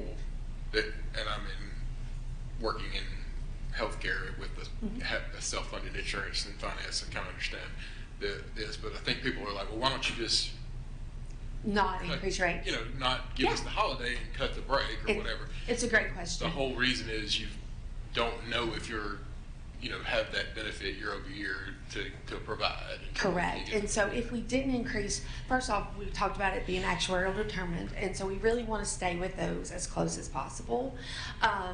But also, if we don't increase kind of as we go, and we don't perform as well, then we don't want a 30% increase in 1 year because we didn't do the incremental increases. But by giving that holiday back, we're still netting actually better for the employee, but we're still keeping our trust healthy, and that's important. Before we came self-funded, when we were in a previous trust, their financials were in very bad shape. Yeah, I think it was the third budget meeting I was on the county commission. They walked in and said, this is when classified and certified were split. They said, if you don't move like $3.5 million into the classified trust, it collapses next month.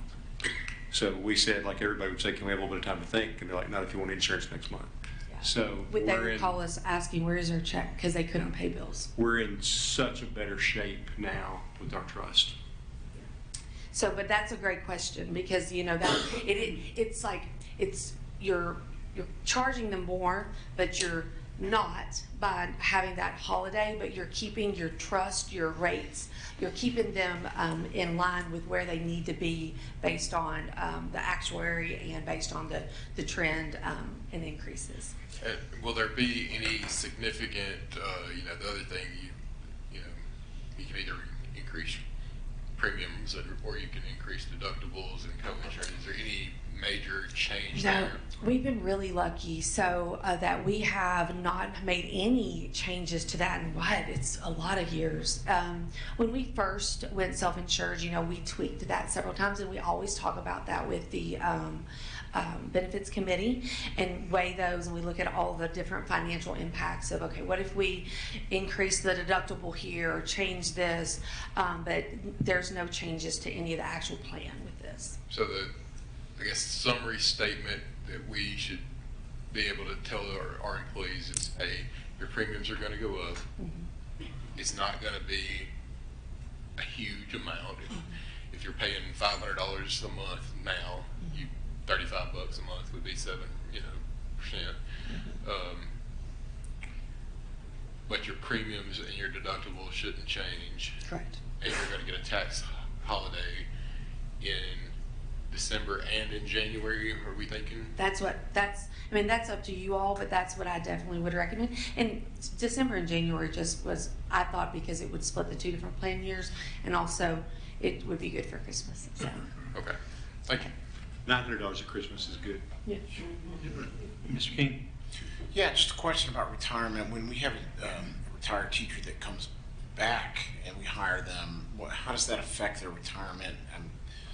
So it kind of depends, and Mr. Odd's our expert on this, but I'll give a little preview. There was a recent law that was passed. It was House Bill 2783, and that allowed teachers to come back and also still draw 70% of their retirement. 70% of their retirement. Okay. And get a full salary from us. And work a full school year. There's also you may need to talk a little bit more about this. There's also a 120-day contract. So if they don't want to come back full time, they can come back on a 120-day contract, work for us, and not affect their retirement at all. They would still draw 100%. Isn't that correct? 120-day contract. Yes. 120 days. They collect 100% of the pension. Under the House bill, they collect 70%. They've made clarifications. When they enacted the House bill, it was it will be 3 years when it was supposed to sunset next summer. They have now taken away that sunset, so it's here. what they have done is said for the House bill or temporary employment, they've clarified. I was actually on a meeting about a month ago, and they've clarified and said it is a 12-month program, so you have to choose one or the other, and you are in that entity as a House bill employee or a 120-day temporary employee for that 12-month period, and then you could transfer if you wanted to then go 120-day from one House bill or back and forth, but you can't do the same in the same 12 months. So it depends on when you sign that contract with TCRS intending to come back, but you collect 100% pension under the 120-day, and then you earn whatever the rate is of the interim or the period that you're here, depending on what the job is. Under the House bill, you're paid at your full salary, 100%, so wherever you fall on the scale with your compensation, so however many years of service, you know, that you have your licensure. They don't restrict your earnings with the Board of Education, and you go down to 70%. And again, it's for that 12-month term. They do restrict the total compensation for someone on 120 days. It's very different, yeah. Yeah, I mean, that just, I'm sure when that got passed, did we have a lot of folks taking advantage of that in our district? We have several. So, still new. Just got here last summer. We had 32 last year, and right now I have 34. Okay. So I was told by my TCRS account manager that we are one of the highest in the state with returning teachers. Mr. Ott's been advocating with the legislature, and we have to take that 70% to 100%, because the state pension plan is making money off this because the employee is drawing out 70% of their pension, but when they come back, we still pay their side of the employee doesn't pay TCRS, but we pay their TCRS. So the state, it's a boon for the pension plan because it just solidifies it even more, which is good for the state of Tennessee. But it would be very easy for them to take that 70% to 100%, which would then be even more attractive to employees coming back to teach. And also the House bill covered bus drivers and who else? I missed that. Say that one more time. The House bill also covers bus drivers. So that's also available on our bus drivers just based on the law. That wasn't something we decided. That was something that the lawmakers, I guess, decided. So. Cool. All right. Thank you. Any other questions? All right. Well, thank you. Is that?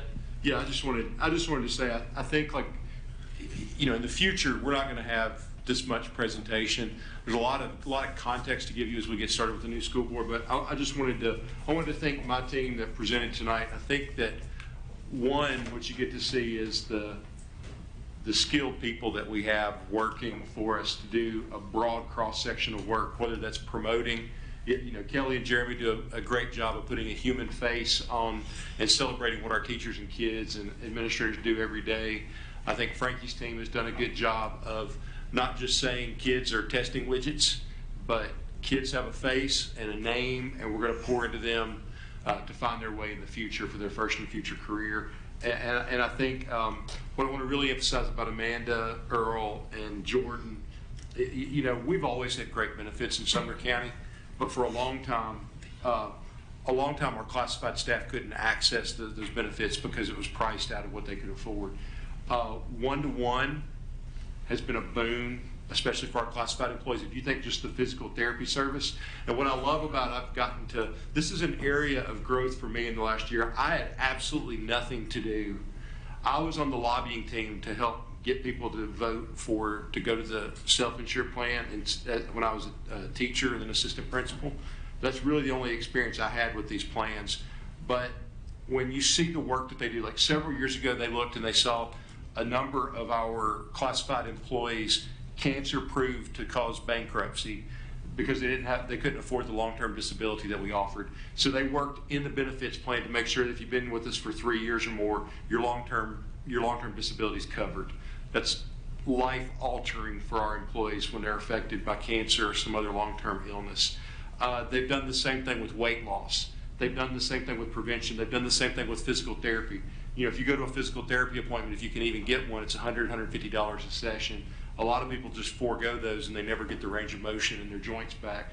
Now we're able to provide that. We've added an x-ray machine in Portland and at Ellis. They're constantly looking at the needs of our employees and then coming up with creative solutions to be able to provide that in a way where all of our employees. And I guess the thing I want to emphasize, and I know we got to move on to the business, is the humanity that I see in our team each day, of the way that they look at, we're a large school district that's not large in the sense that we have a human face on all of our employees and all our children. And I'm thankful to our team for the work that y'all do each day to ensure that works. So thank y'all. And I think it's really important. We talked about visible and invisible impacts a little bit earlier. We talked about compensation. There's a visible compensation package. Benefits is often an invisible aspect because we don't really see it, we don't think about it. And so when we talk about moving our compensation model, and we talked a lot about it last budget cycle of going from, we wanted to get to 50 and we didn't quite make it there. And, there were some concerns expressed about, are we going to lose good quality teachers? One of the things that allows us to retain those employees is if you look at our benefits package compared to other benefit packages, when you look at the one-to-one clinics, when you look at the the prescription package, when you look at all the other things, you look at the holidays that we're going to be able to offer when it comes to the insurance, all those things from a compensation package as a whole allow us to offer something that's greater than what some of our other surrounding counties might offer.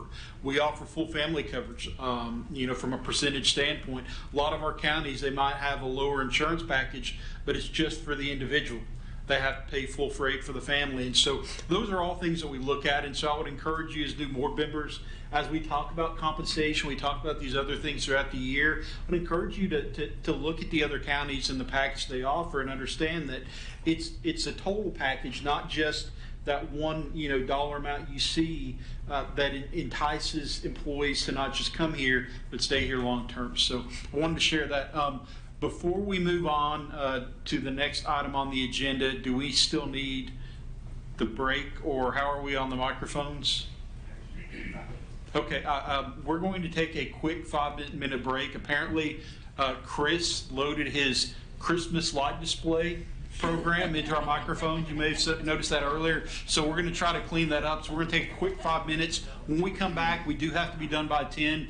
We might have to move pretty quickly through some of these items, but take a quick couple minutes and then we'll be back. So thank you guys very much. Appreciate it.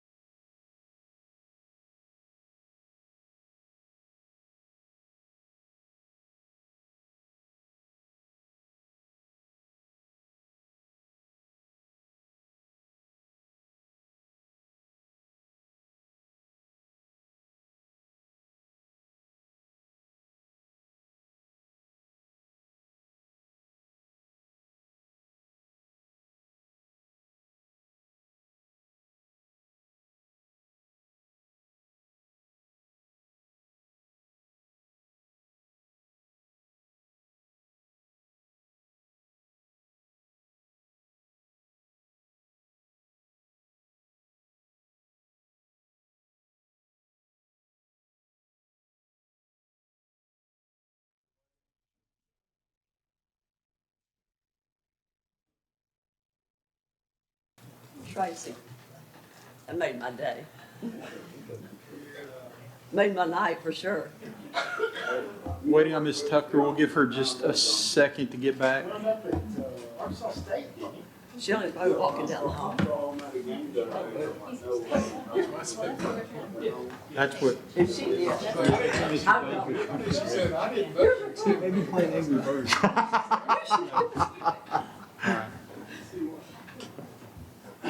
if she's gonna get something to eat, I'm going with her. Yeah. All right, we're going to power through. Okay. Speak loudly. If you're trying to tap in and for some reason your light doesn't show up or something, just like raise your hand and, I'll call you out or something. So anyway, all right, we're going to jump back into our meeting real quick. Next item on the agenda is we're under new business. So the first item following our recent presentation on benefits is discussion or action regarding approval of the 2025 medical, dental, and vision insurance rates as approved by the Employee Benefits Committee. Do I have a motion? Thank you, Mr. Lancaster. Do I have a second? Ms. Hayes, all right. Any discussion? I got just one discussion question. Does this include the holiday?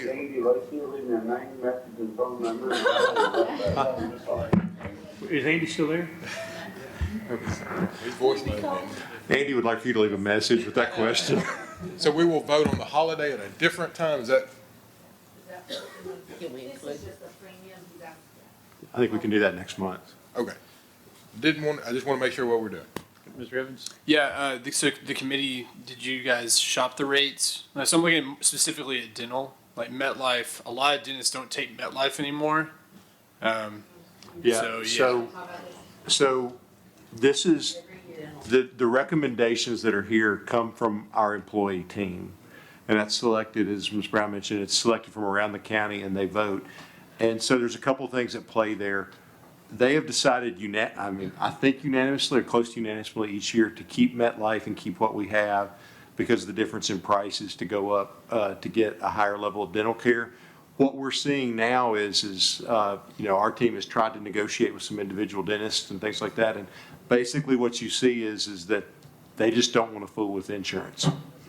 And so what we're seeing now is more and more dental offices that just don't want to fool with dental insurance. And so it's harder to get that. I think, Ms. Brown, does that capture that? And I think they brought this before because that's the one benefit that we hear the most complaints about actually. Mm-hmm. But every time we brought that before this, the committee, probably the last 5 years. And last year, I think, because we have a consultant that helps us, with all of this, he thought, they're going to make a decision to change it, and sure enough, they did not. And again, this year We actually had a meeting thinking that was going to be the change, and it was unanimous to keep what they had. Cool. Yeah, that was just fun.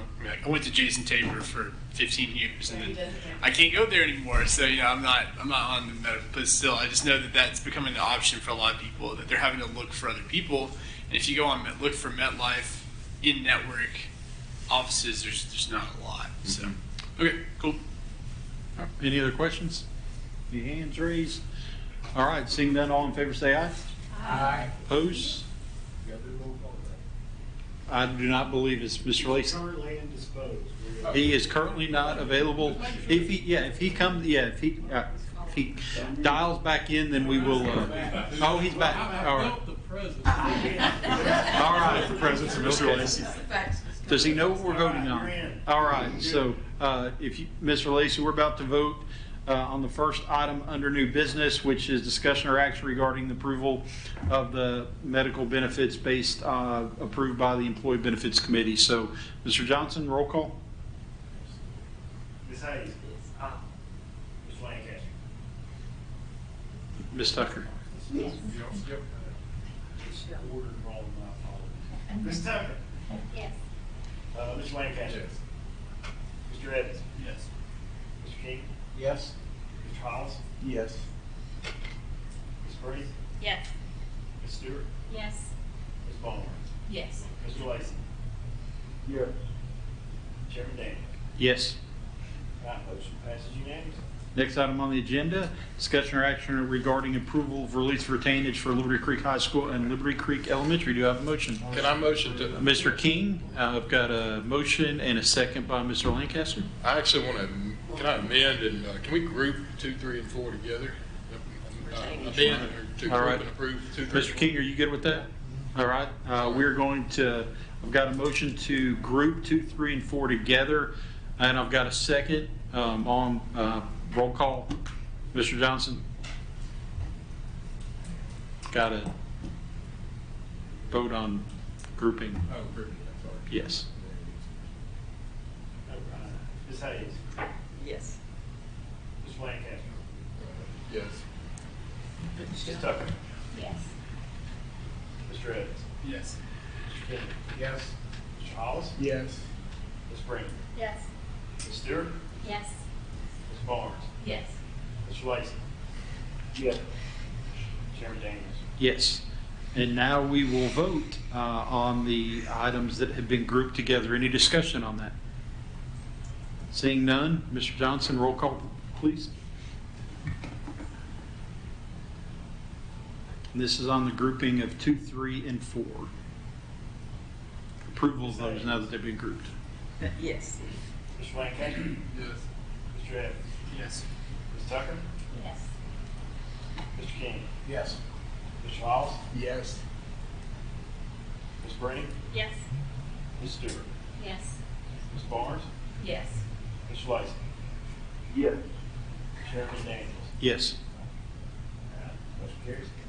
All right, next item on the agenda, item 5, discussion or action regarding policy 4.214, use of artificial intelligence programs upon first reading. Do I have a motion? So moved. Do I have a second? Again, this is first reading. Any comments? All right, seeing none, Mr. Johnson, roll call, please. Ms. Hayes. Yes. Mr. Lancaster. Yes. Ms. Tucker. Yes. Mr. Evans. Yes. Mr. King. Yep. Mr. Hollis. Yes. Ms. Breen. Yes. Ms. Stewart. Yes. Ms. Barnes. Yes. Mr. Lacy. Yes. Chairman Daniels. Yes. Motion carries. Next item on the agenda, discussion and or action regarding a proposed revision of policy 6.205, assignment to schools upon first reading. Mr. Lancaster? Motion to group and approve 6 through 9 and waive second reading. I've got a motion to group 6, 7, 8, 9 and waive second reading, and I've got a second. Any comments? All right. We're going to vote on grouping first, and then we'll vote on the actual agenda items. Roll call, please, Mr. Johnson. Yes, sir. Ms. Hayes. Yes. Mr. Lancaster. Yes. Mr. Evans. Yes. Ms. Tucker. Yes. Mr. King. Yes. Mr. Hollis. Yes. Ms. Breen. Yes. Ms. Stewart. Yes. Ms. Barnes. Yes. Mr. Lacy. Yes. Chairman Daniels. Yes. And now we'll be voting on the grouped items. Roll call, please, Ms. Johnson.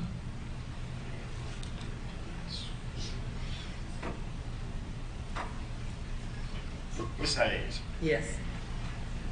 Mr. Lancaster. Yes. Mr. Evans. Yes. Ms. Tucker. Yes. Mr. King. Yes. Mr. Hollis. Yes. Ms. Breen. Yes. Ms. Stewart. Yes. Ms. Barnes. Yes. Mr. Lacy. Yes. Chairman Daniels. Yes. Motion carries. All right. Unfinished business, item 1, discussion or action regarding amendments to the general purpose budget. So moved. Ms. Hayes, second. Second, Ms. Lancaster. Any comments? Mr. King? Yeah, I'm looking at, let's see, it's the first one here. On fingerprinting employees. So if an employee leaves after 2 years, they're gone for the 3rd year, they come back the 4th year, do they have to get re-fingerprinted? They do, and then would that be on at their cost at that point? For certificated employees, yes. Okay. Classified employees, we pay. Okay, so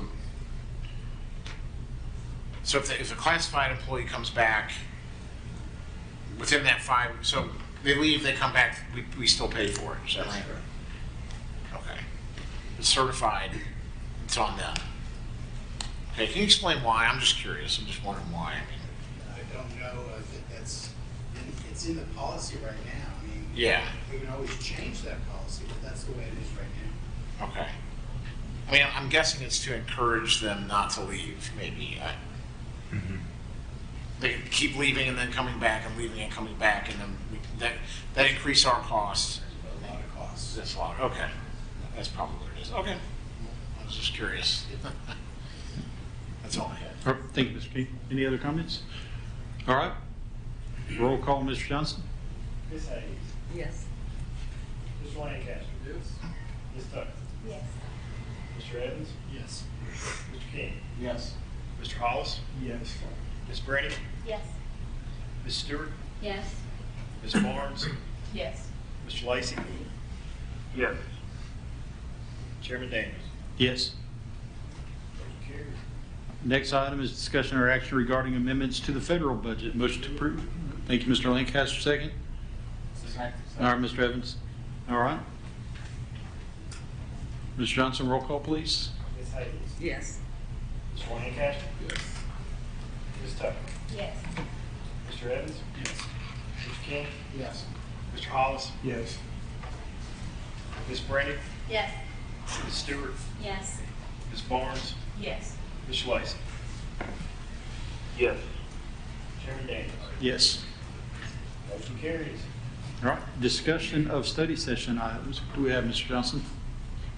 If everybody will look, we loaded up that schedule that Dr. Langford passed out, I believe it was last meeting. So our learning time on October 1st will be the wonderful world of TISA, and then we'll follow it up with instructional technology. And we'll also have the AI policy for further discussion, because we did not waive second reading on that one tonight. And, you know, whatever else pops up between now and then. All right, and just so if anyone's looking, if you're looking in board docs, we're typically on the agenda when we open up. If you look at featured, takes you to kind of the homepage on the right side underneath documents.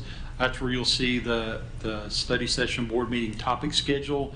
And that's also where you'll see our 24-25 board meeting schedules, just in case anyone's looking for that. All right. And I think, Mr. Chairman, just to jump in for a second, I think that we try to take some of the feedback we got last time and add that in. But I think also, for instance, like in HR in January, we'll try to roll the results of our new compensation study to see what the next steps are. So instead of, because I know in the past we've said, well, we only have a week to look at the budget, we'll try to present things like big capital projects and things like that in advance, where, you know, where we know some of the big ticket items before we get there. So you get an opportunity to get feedback and thoughts about that before we get there. It's really hard with the size and scope of the budget for Ms. Brown to get it built much sooner than that, given the timeline of when we get, you know, like our TISA money changed by 1.3 million between March and April last year. And one other thing I'll mention, just on the board meeting schedule, you'll notice December and June, we typically only have a regularly scheduled meeting. Obviously, sometimes in June, that's adjusted if we have, you know, budget topics that we need to discuss, but typically December and June, we don't have study session, just a regular voting session. So I just call your attention to that. Back to the agenda, comments from board members. I have one question. Oh, I'm sorry. Just don't understand. Do we have a date for our retreat yet? We do not, but we are still taking suggestions.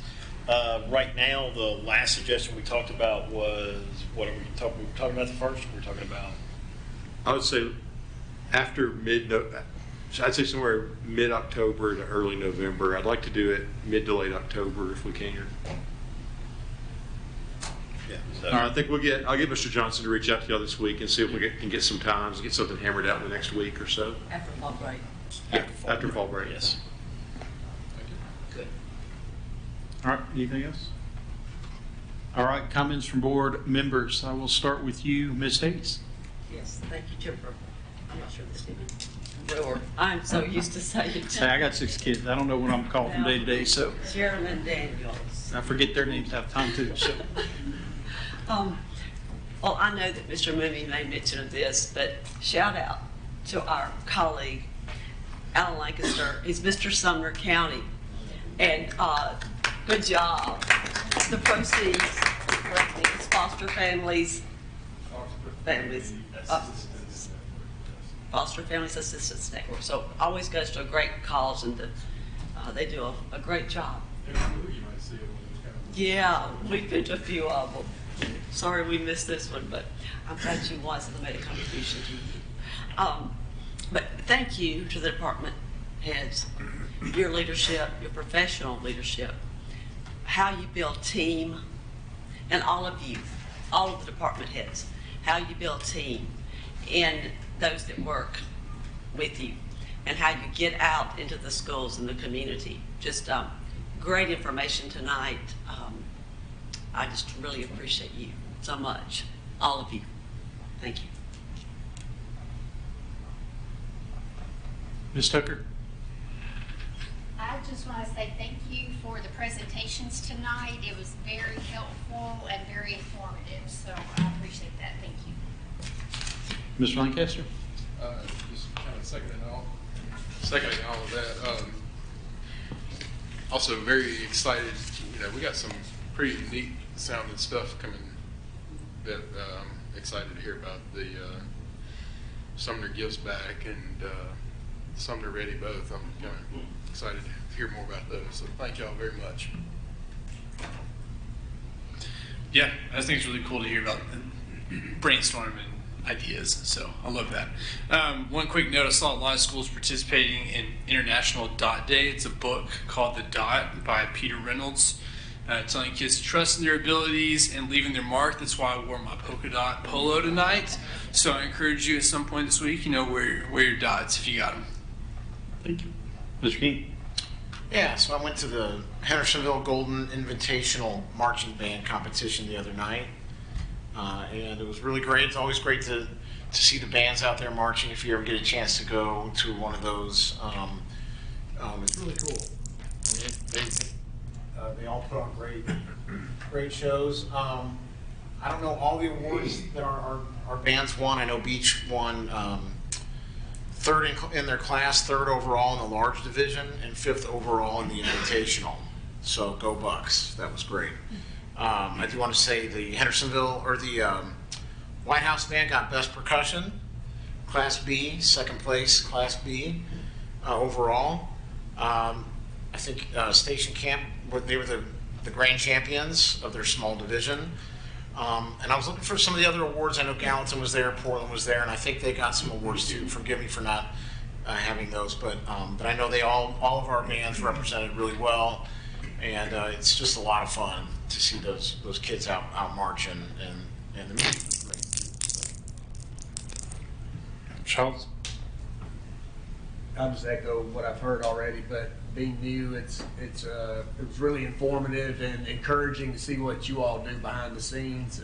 So it's greatly appreciated, and a lot of good stuff that you were brainstorming around, and I'm looking forward to helping to get some of that implemented, because I know it's wanted in the community from the parents and even myself as a parent. So thank you, and very good job, very informative session. Thank you. Thank you. Ms. Purdy? I'll echo that, but also I just wanted to talk a little bit about the literacy. It's really fun to see happening in my home. My first grader is reading to my kindergartner from those stories, and she complains about it every time, and then they just reread it together over and over, and they're giggling and laughing, and we will not be telling her that it is optional. But they are really enjoying it, so that's good to see. And that also brings me back to one of my unsung heroes that I wanted to honor tonight, and that's our librarians.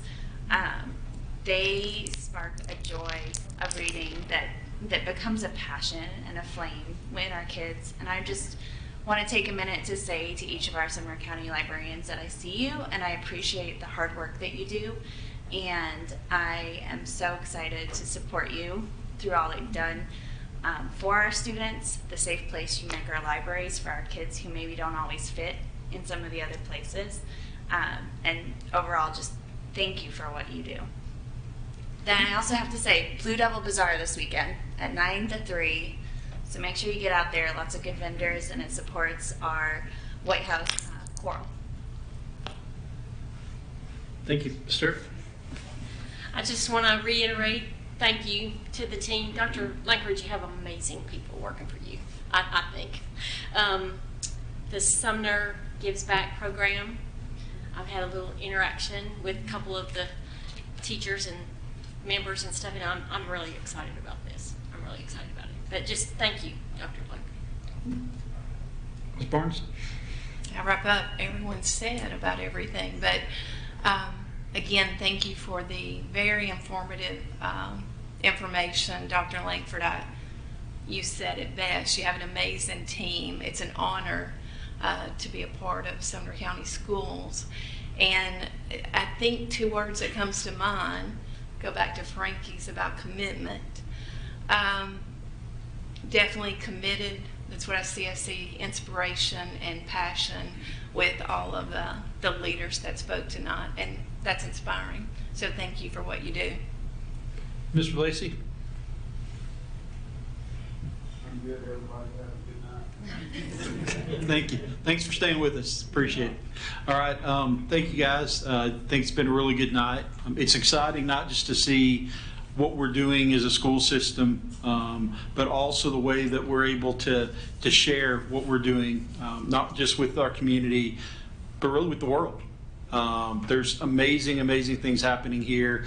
It's an exciting time to be on the school board. I know, we talk a lot about policy, not always the most exciting stuff, but to be part of something that's helping to change people's lives, it's a pretty cool thing. And I do have a challenge for the board. Ms. Skinner kind of sparked something in me. She told us to think about things, and one of the things that I think Ms. Brink talked about is how social media, sometimes we always see the negativity, the drama, sometimes the hate, right? I challenge everybody on the board that uses social media. If you don't use social media, that's fine. I'm not saying you have to, but I'd encourage you to write a post sometime between now and our next meeting about the teacher that had the biggest impact on your life.